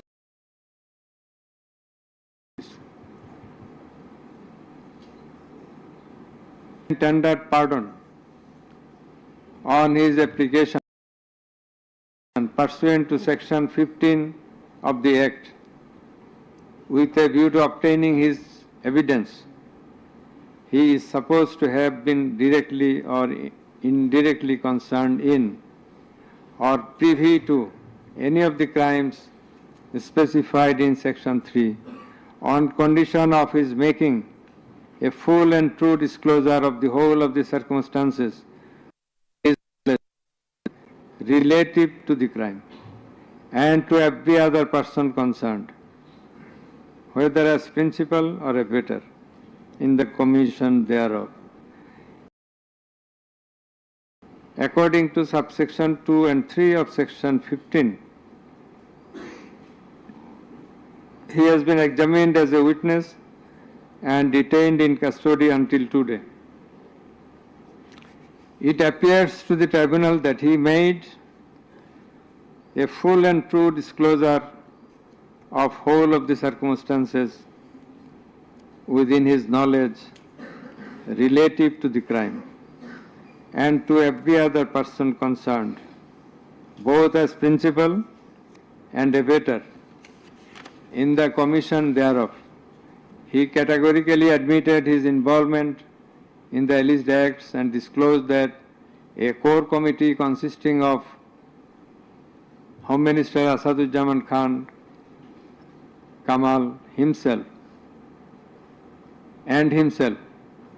used to hold meeting every day at the residence of accused Home Minister Asaduzzaman Khan Kamal to take decisions as to the necessary measures to face the movement of the students and to pass the instructions and to pass necessary instructions. He said that accused Prime Minister used to pass directions to the core committee in this regard. This accused also said that Sheikh Hasina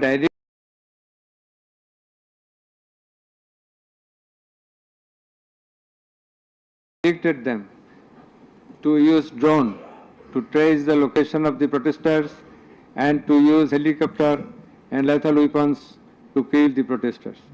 He mentioned that chain of command in the police service was not maintained. In most of the cases, the highest authority used to communicate or contact the mid-level officers like Additional Commissioner Harun Rashid, Additional Commissioner Monirul Islam. Accused Prime Minister Sheikh Hasina passed the direction in presence of Additional Deputy Commissioner Praloy Kumar Joardar during a core committee meeting. And as such, Joardar conveyed the direction to all the concerned officers throughout the country. Direction means the direction to use helicopter and lethal weapons as well as drones. Chaudhry Abdullah Al Mamun also mentioned in his testimony that he had a clean image and track record throughout his service for long 36 years. There had been no allegation against him during his long tenure.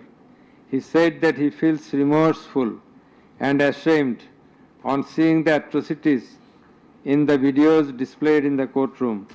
He sought apology to the tribunal and to the people of the country. Although accused Chaudhry Abdullah Al Mamun claimed to have made full disclosure of the circumstances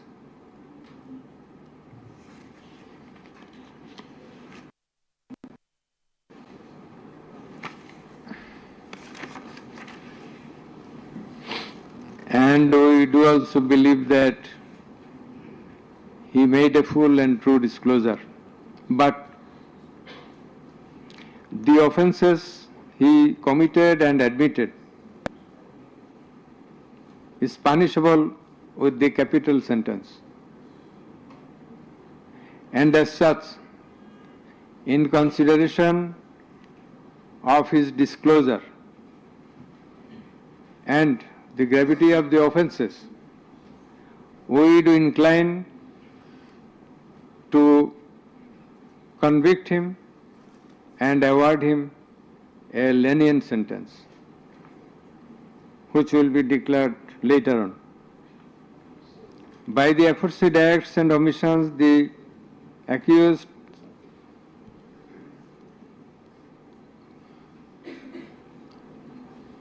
committed crimes against humanity under section 3, 2A, subsection G, clause H, 41, 42, 43 of the International Crimes Tribunal Act 1973, as stated before. Accused Sheikh Hasina and Asaduজ্জামান Khan Kamal remained in abscondence ab initio, despite the fact that notices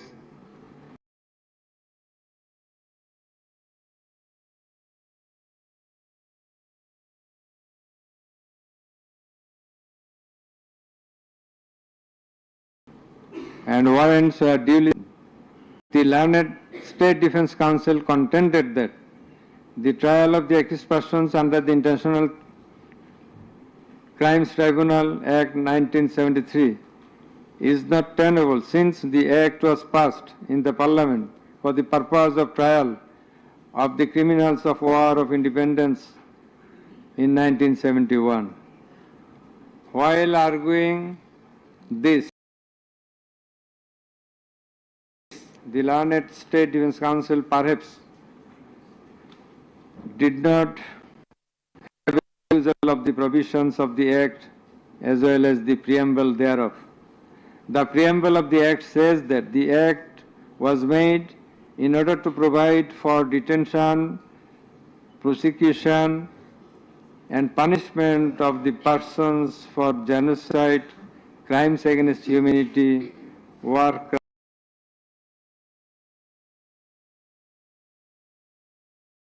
crimes, and other crimes under international law, and for the matters connected therewith. Section 3 of the Act provides that the said crimes committed both before and after the commencement of the Act, before 1973, after 1973, are triable by the International Crimes Tribunal, whereupon the contention of the learned State Defence Council is not tenable in law. Moreover, Article 47 of the Constitution of Bangladesh has given upper hand to the International Crimes Tribunal Act 1973 over the Constitution itself. The State Defence Council also contended that for the purpose of proving atrocities throughout the country, witnesses from all over the country have not been examined. In this context, we have to say that witnesses from many parts of the country have been examined, and they have adequately proved the atrocities in almost every part of the country. The victims, the family members of the dead and injured protesters, as well as the eyewitnesses, gave their testimony, which are enough for the proof of the charges. Quantity of witnesses is immaterial, while there are a small number of qualitative witnesses. Still, the number of 54 witnesses examined by the prosecution is not small. The learned State Defence Council also alleged that the audio conversations in question have not been examined by more than one department like CID. In this regard, we would hold that the genuineness of the report of CID has not been challenged, nor has the report been proved ingenuine, whereupon no other department was in need of holding further examination thereof. It is the further allegation of the learned State Defence Council that accused Sheikh Hasina and Asaduzzaman Khan Kamal did not incite or order the commission of the crimes against humanity as alleged, nor did participate in the commission thereof, and thus they deserve to be acquitted. The learned Chief Prosecutor, in course of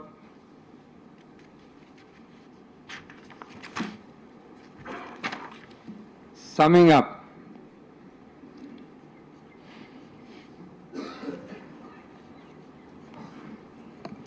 asked for passing necessary order restraining Awami League from running activities as a political party. Although the prosecution depicted series of worst deeds of Awami League regime in the language of the prosecution, since achievement of independence of Bangladesh in 1971,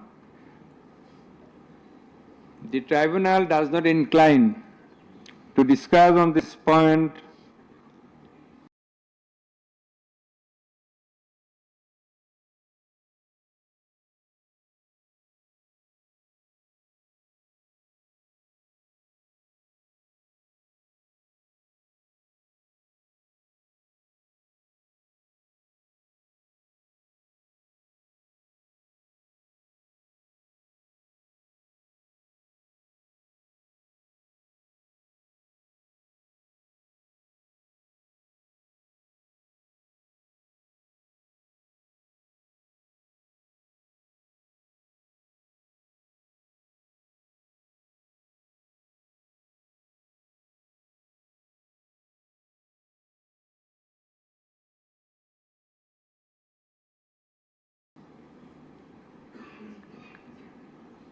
since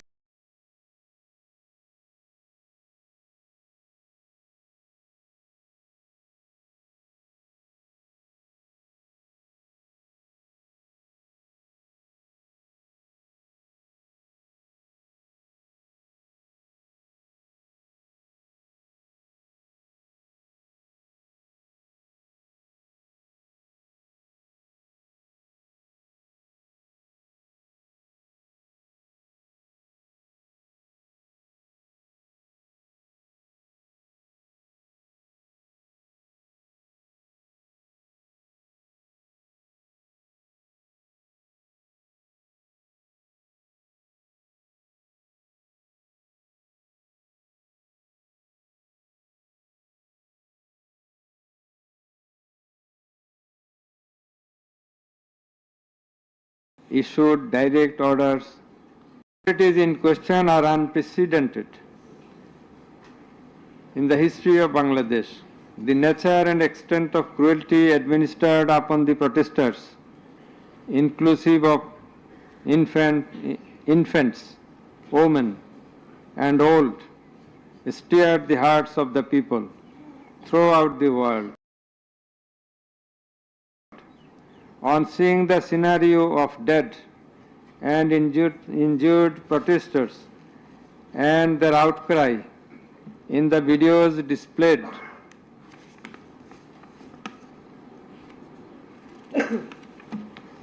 in the courtroom, and also seeing the victim witnesses in the courtroom,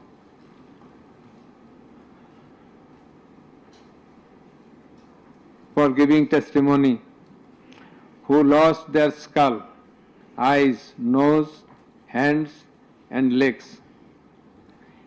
Any human being will fail to be in the normal state of mind seeing such scenario. Such atrocities must be brought to an end at any cost. Justice must not fail.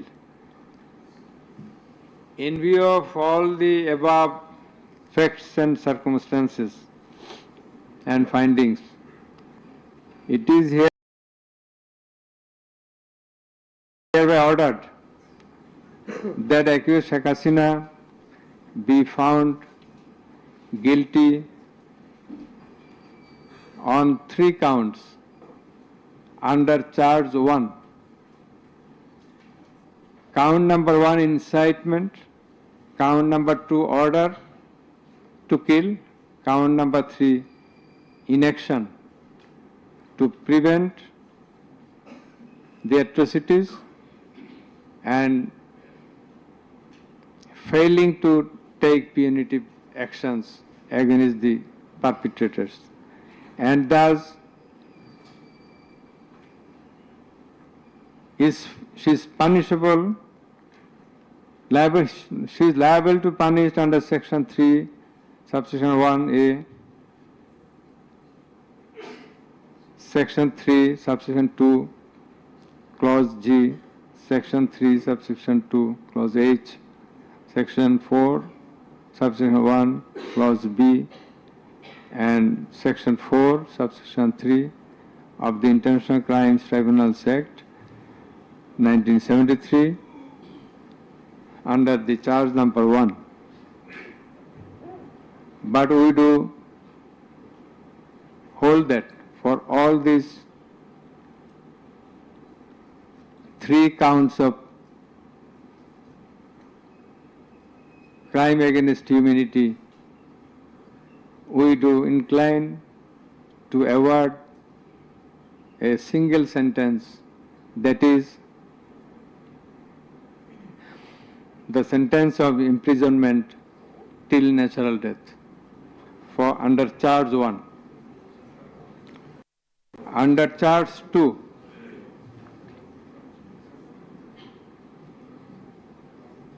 accused Sheikh Hasina is liable on 2 counts. On 1 count, there are several counts. For 1 count, that is passing the order for deploying drones, helicopters, and using lethal weapons to kill the protesters. She committed crime against humanity under section 3, subsection 2A and section 4, subsection 1B of the International Crimes Tribunal Act 1973.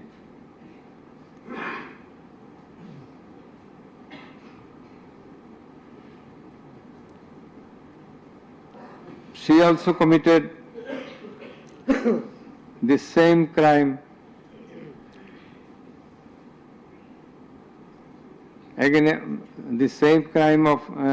crime against humanity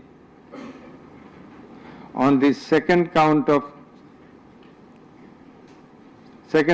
killing 6 persons at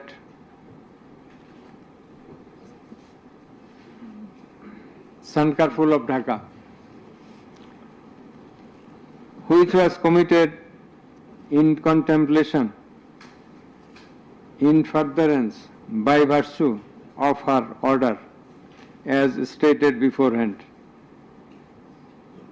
And similarly, she committed the same crime, that is the crime against humanity, on another count for causing the killings at Ashulia of Sabar, killing of 6 persons. For all these 3 counts, we have decided to inflict her with only 1 sentence, that is sentence of death.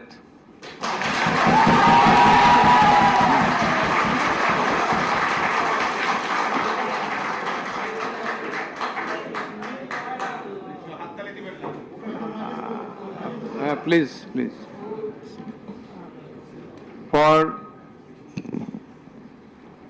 আপনি আপনাদের বিনীতভাবে অনুরোধ করছি আদালতের decorum, ট্রাইব্যুনালের decorum maintain করার জন্য। আপনাদের যা উচ্ছ্বাস, যা এক্সপেকটেশন, যা প্রকাশভঙ্গি, সেটা আদালতের ট্রাইব্যুনাল রুমের বাইরে যে করলে সেটা আরো শোভনীয় দেখা যাবে।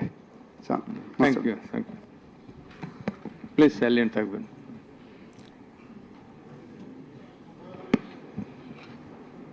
Accused Asadujaman Khan Kamal and accused Chaudhry Abdullah Al Mamun.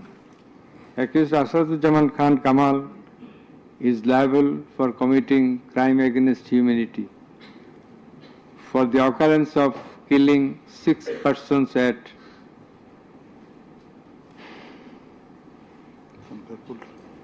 Sankarpur of Dhaka.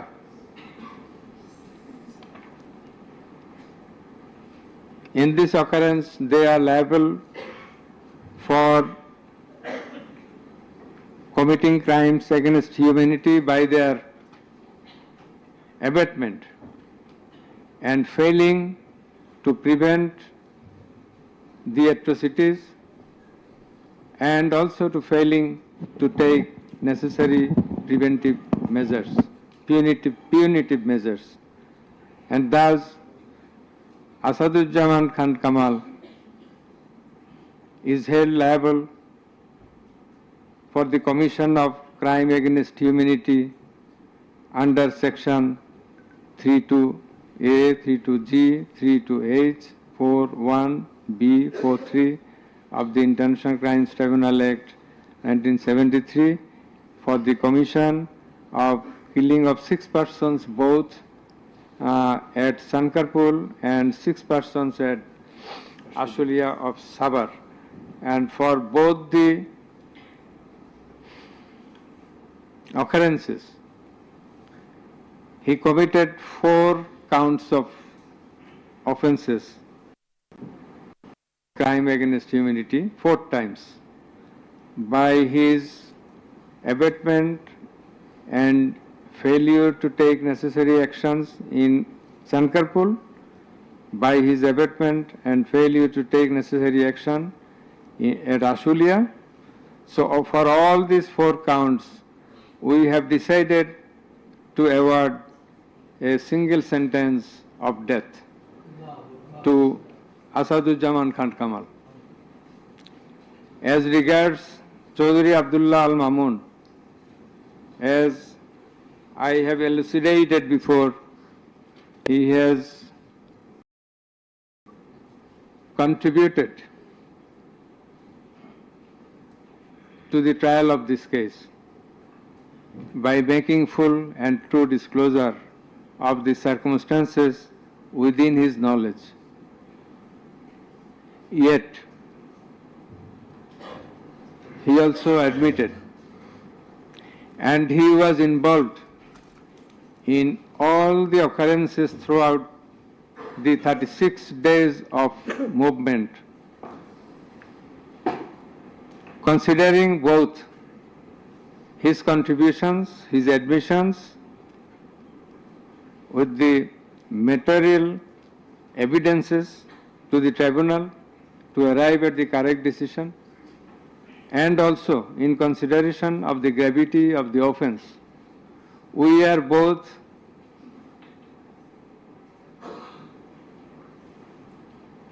remitting his sentence and awarding a sentence with leniency. That is, the offences involve capital punishment. But for his contribution, we have decided to inflict him with the sentence of imprisonment for 5 years.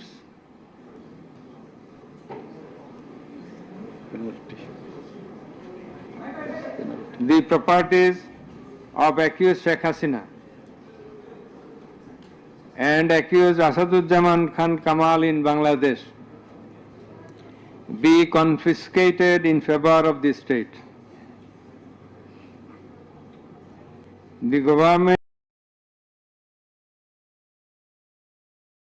is directed to pay considerable amount of compensation to the protesters concerned in this case who have been killed in, and also to take measures to pay adequate compensation to the wounded protesters in consideration of the gravity of their injury and loss. The sentence shall be carried out in accordance with the provisions laid down in Section 20, subsection 3 of the International Crimes Tribunals Act 1973, preferably pursuant to the long-standing practice. Let a copy of this judgment be transmitted to the District Magistrate Dhaka for necessary action. Let copy of the judgment be supplied to accused Chaudhry Abdullah Al Mamun according to law. The absconding accused will not get any copy at the moment. So thank you all very much.